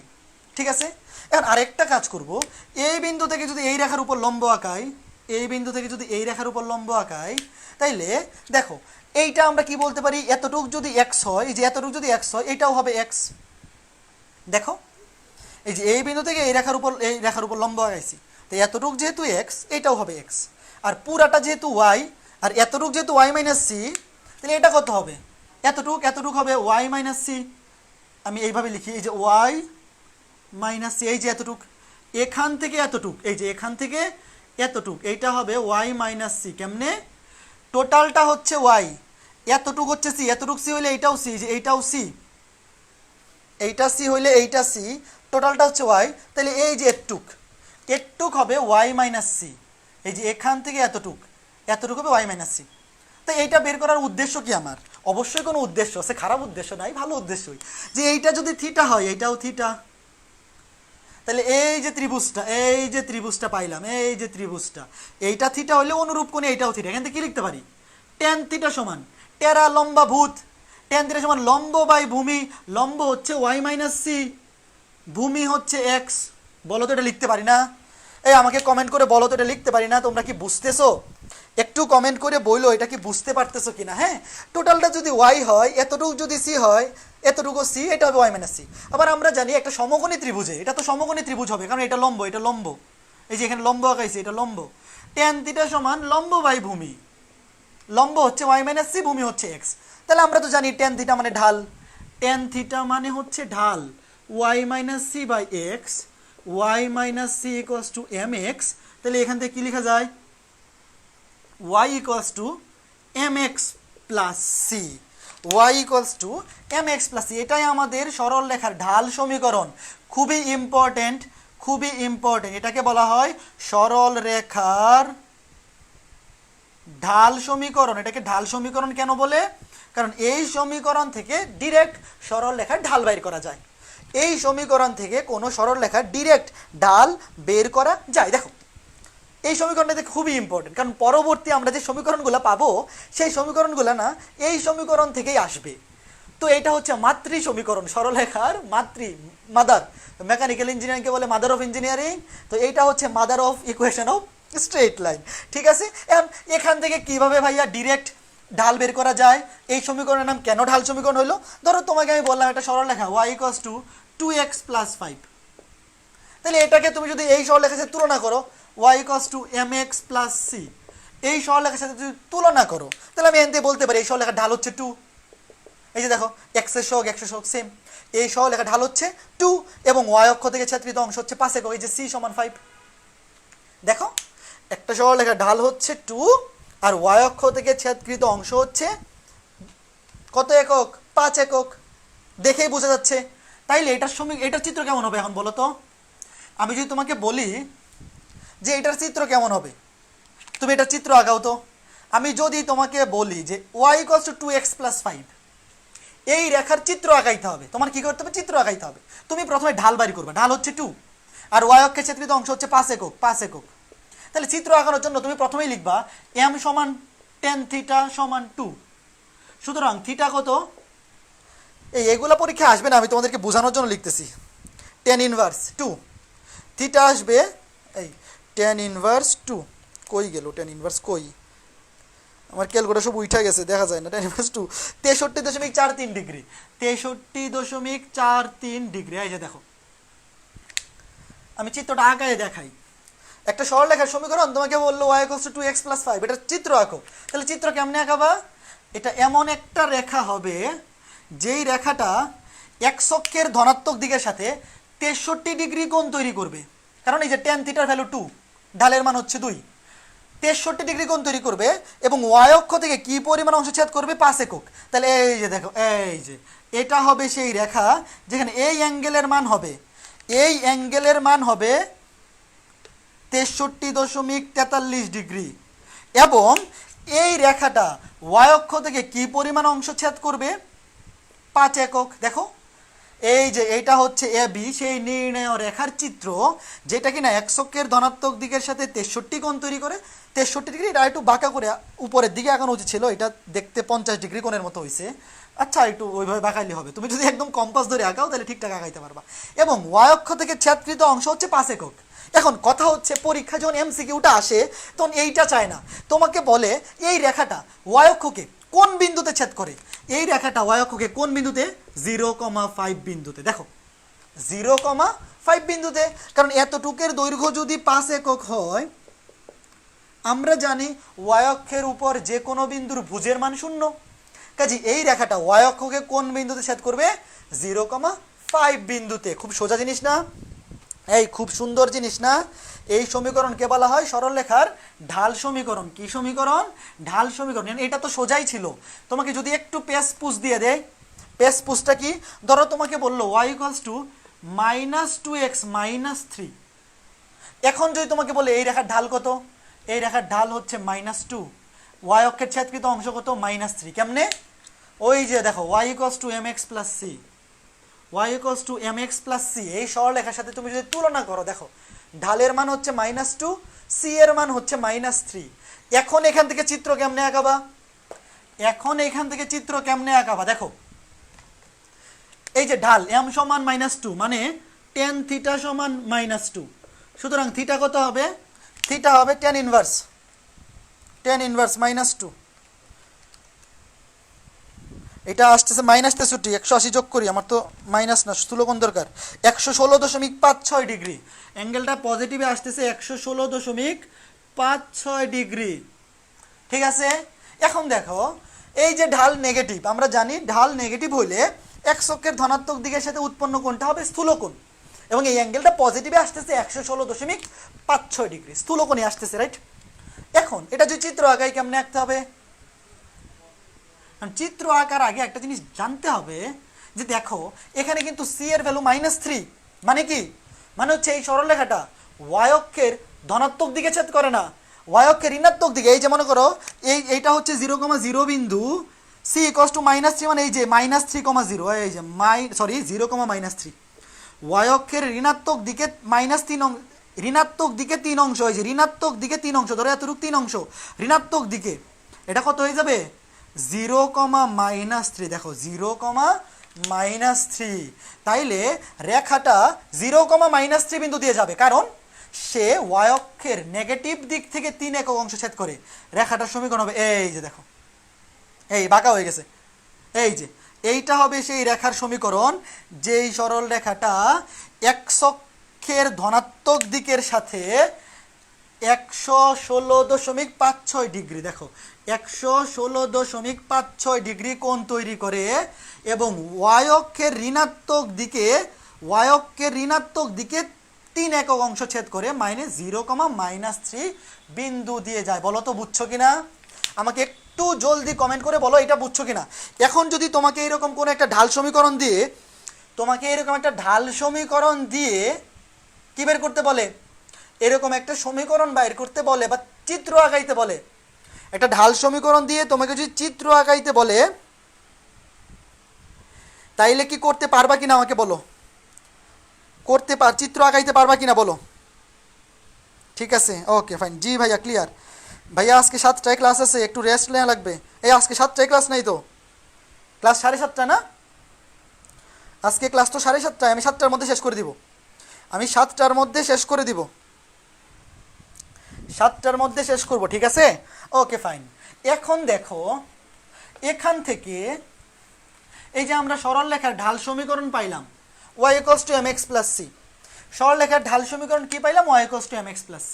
ভালো কথা। এখন যদি তোমাকে বলে মূল বিন্দুগামী সরল রেখার সমীকরণ কি হবে?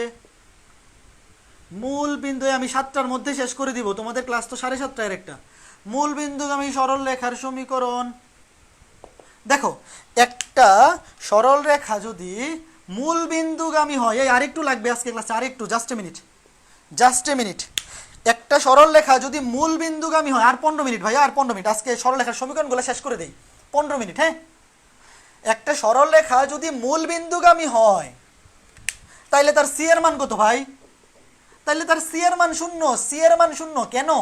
কারণ একটা সরল রেখা যদি মূল বিন্দু দিয়ে যায়, একটা সরল রেখা যদি মূল বিন্দু দিয়ে যায়, তাইলে তো সে এক ওয়াই অক্ষ থেকে কোনো অংশ ছেদ করবে না। এই যে ওয়াই অক্ষের ছেদকৃত অংশ ছিল সি, তো একটা সরল রেখা মূল বিন্দু দিয়ে গেলে সে এক্স অক্ষ থেকেও কোনো অংশ ছেদ করবে না, ওয়াই অক্ষ থেকেও কোনো অংশ ছেদ করবে না।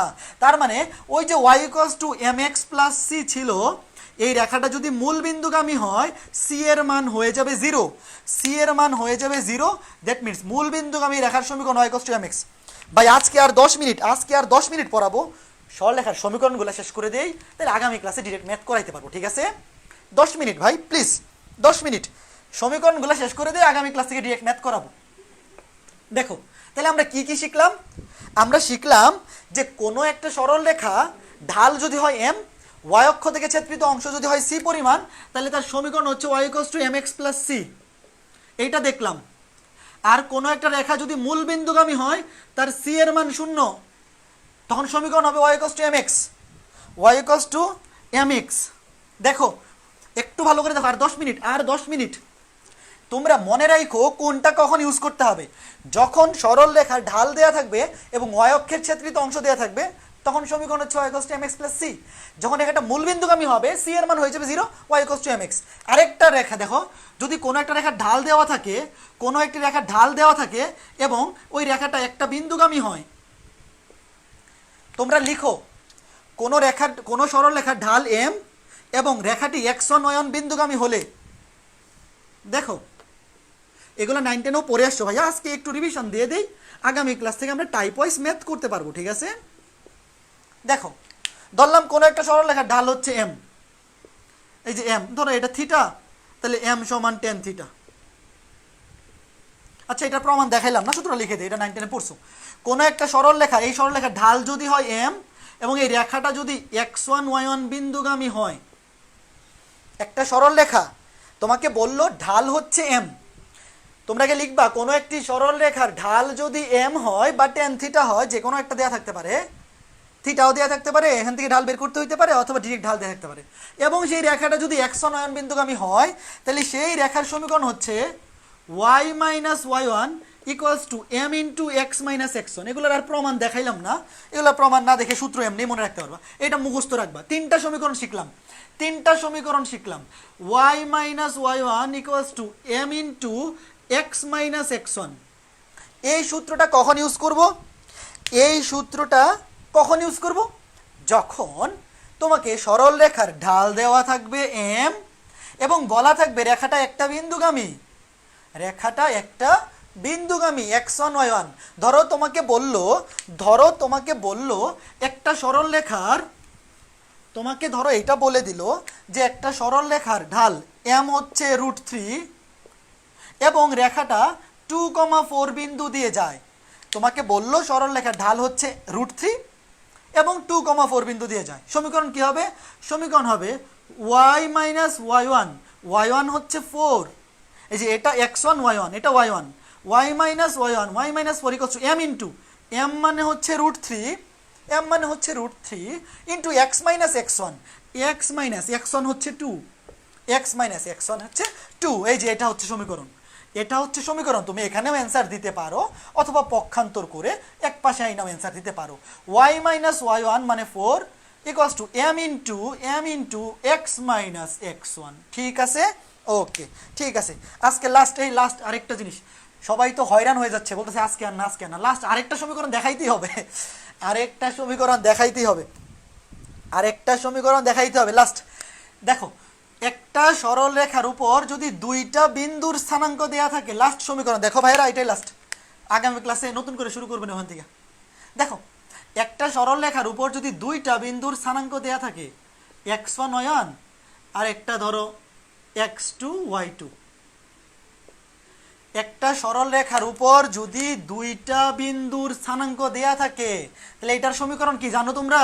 এটা সমীকরণ হচ্ছে x minus x1 by x1 minus x2, y minus y1 by y1 minus y2।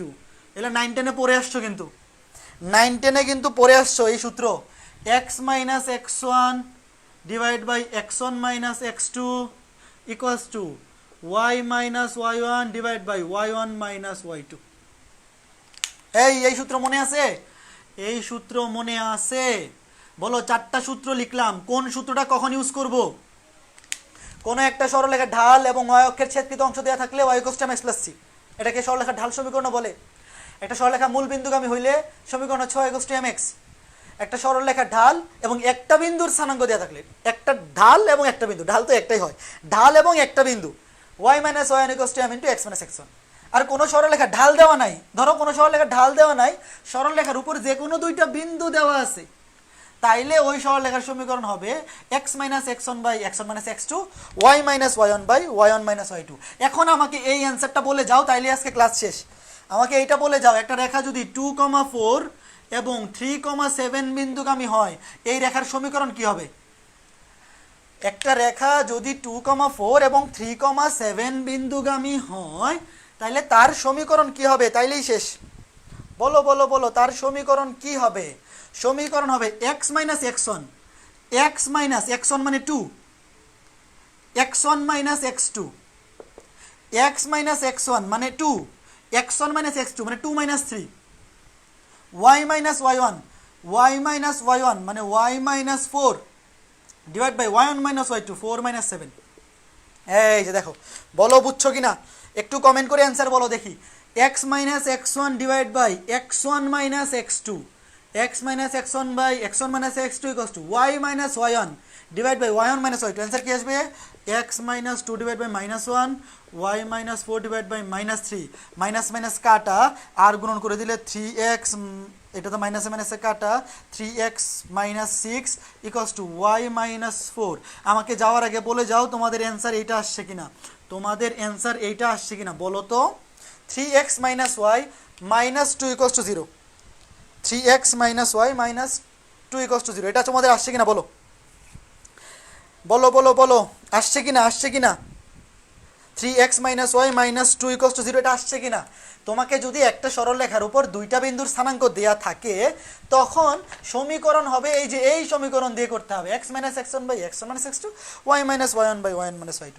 দেখো, এই যে x - x1, x1 মানে হচ্ছে 2, x1 মানে x2, x1 2, y x2 হচ্ছে 3, y - y1, y1 মানে 4, y1 - y2, 4 - 7। এই আমি হিসাব ঠিকঠাক করছি? তোমাদের কি মিলছে? এই তোমাদের কি এটা মিলছে? আমি কি হিসাব ঠিকঠাক করছি? মাঝে মধ্যে এরকম ক্যালকুলেশন নিজেই ভুল করে ফেলি। x - 2 - 1 -3, 1 1 মাইনাস মাইনাস কাটা, গুণ করে দিছি 3x -3 × 6 y - 4। হ্যাঁ ঠিক আছে, ঠিক আছে, হ্যাঁ দাদা মিলছে। ওকে ফাইন, ওকে ফাইন, ডান, ওকে ফাইন, ঠিক আছে। তো আজকে ক্লাস এ পর্যন্তই। 3.5 এর উপর 3টা ক্লাস নেব। 3.5, শোনো আমি যাওয়ার আগে বলে যাই, সরল রেখার সবচাইতে ইম্পর্টেন্ট চ্যাপ্টার হচ্ছে 3.5। 3.5 ইজ দ্য, মানে কি বলবো, একদম বেসিক, টোটালটার বেসিক। 3 ক্লাসে 3.5 শেষ করব। আজকে বেসিক আলোচনা ছিল, আগামী ক্লাসেও শুরুতে অক্ষদ্বয়কে ছেদ করে এমন সরলরেখার সমীকরণটা দেখাবো, তারপরে আগামী ক্লাসে টাইপ ভিত্তিক ম্যাথ করব, তারপর আগামী ক্লাসে মানে আমরা ক্লাস নিব আগামী সপ্তাহের মঙ্গল বুধ, প্রতি সপ্তাহে 2টা ক্লাস, মঙ্গল বুধ, মঙ্গল এবং বুধবারে 3.5 টোটালটা কভার হবে, তারপরে 3.6, 3.7। 3.5 যদি বেসিকটা ক্লিয়ার থাকে, তাহলে 3.67 তোমার কাছে একদম পানিভাত মনে হবে। 3.67 তোমার কাছে পানিভাত মনে হবে যদি তোমার এইগুলা ক্লিয়ার থাকে, ঠিক আছে? ওকে ফাইন, তাইলে আজকে ক্লাসটা এখানেই শেষ করলাম। আজকে ক্লাসটা এখন এখানেই শেষ করলাম। আগামী ক্লাসগুলোতে দেখা হবে, তবে আগামী ক্লাস অনেক দেরি আছে। আগামী সপ্তাহের মঙ্গলবারে টানা 2 দিন ক্লাস থাকবে, মঙ্গল বুধ। এই সপ্তাহের মঙ্গলবারে তো ক্লাস পাইলাম না, তোমরা সমীকরণগুলো একটু রিভিশন দিয়ে আসবা। আগামী ক্লাসের আগে সমীকরণগুলো একটু রিভিশন দিয়ে আসবা, তাহলেই হয়ে যাবে, ঠিক আছে? ওকে ফাইন, ওকে ফাইন, ঠিক আছে। ভালো থাকো, সুস্থ থাকো, ভালো থাকো, সুস্থ থাকো। আগামী ক্লাসে দেখা হবে, আগামী ক্লাসে দেখা হবে। আমি ক্লাসটা এখানেই শেষ করতেছি।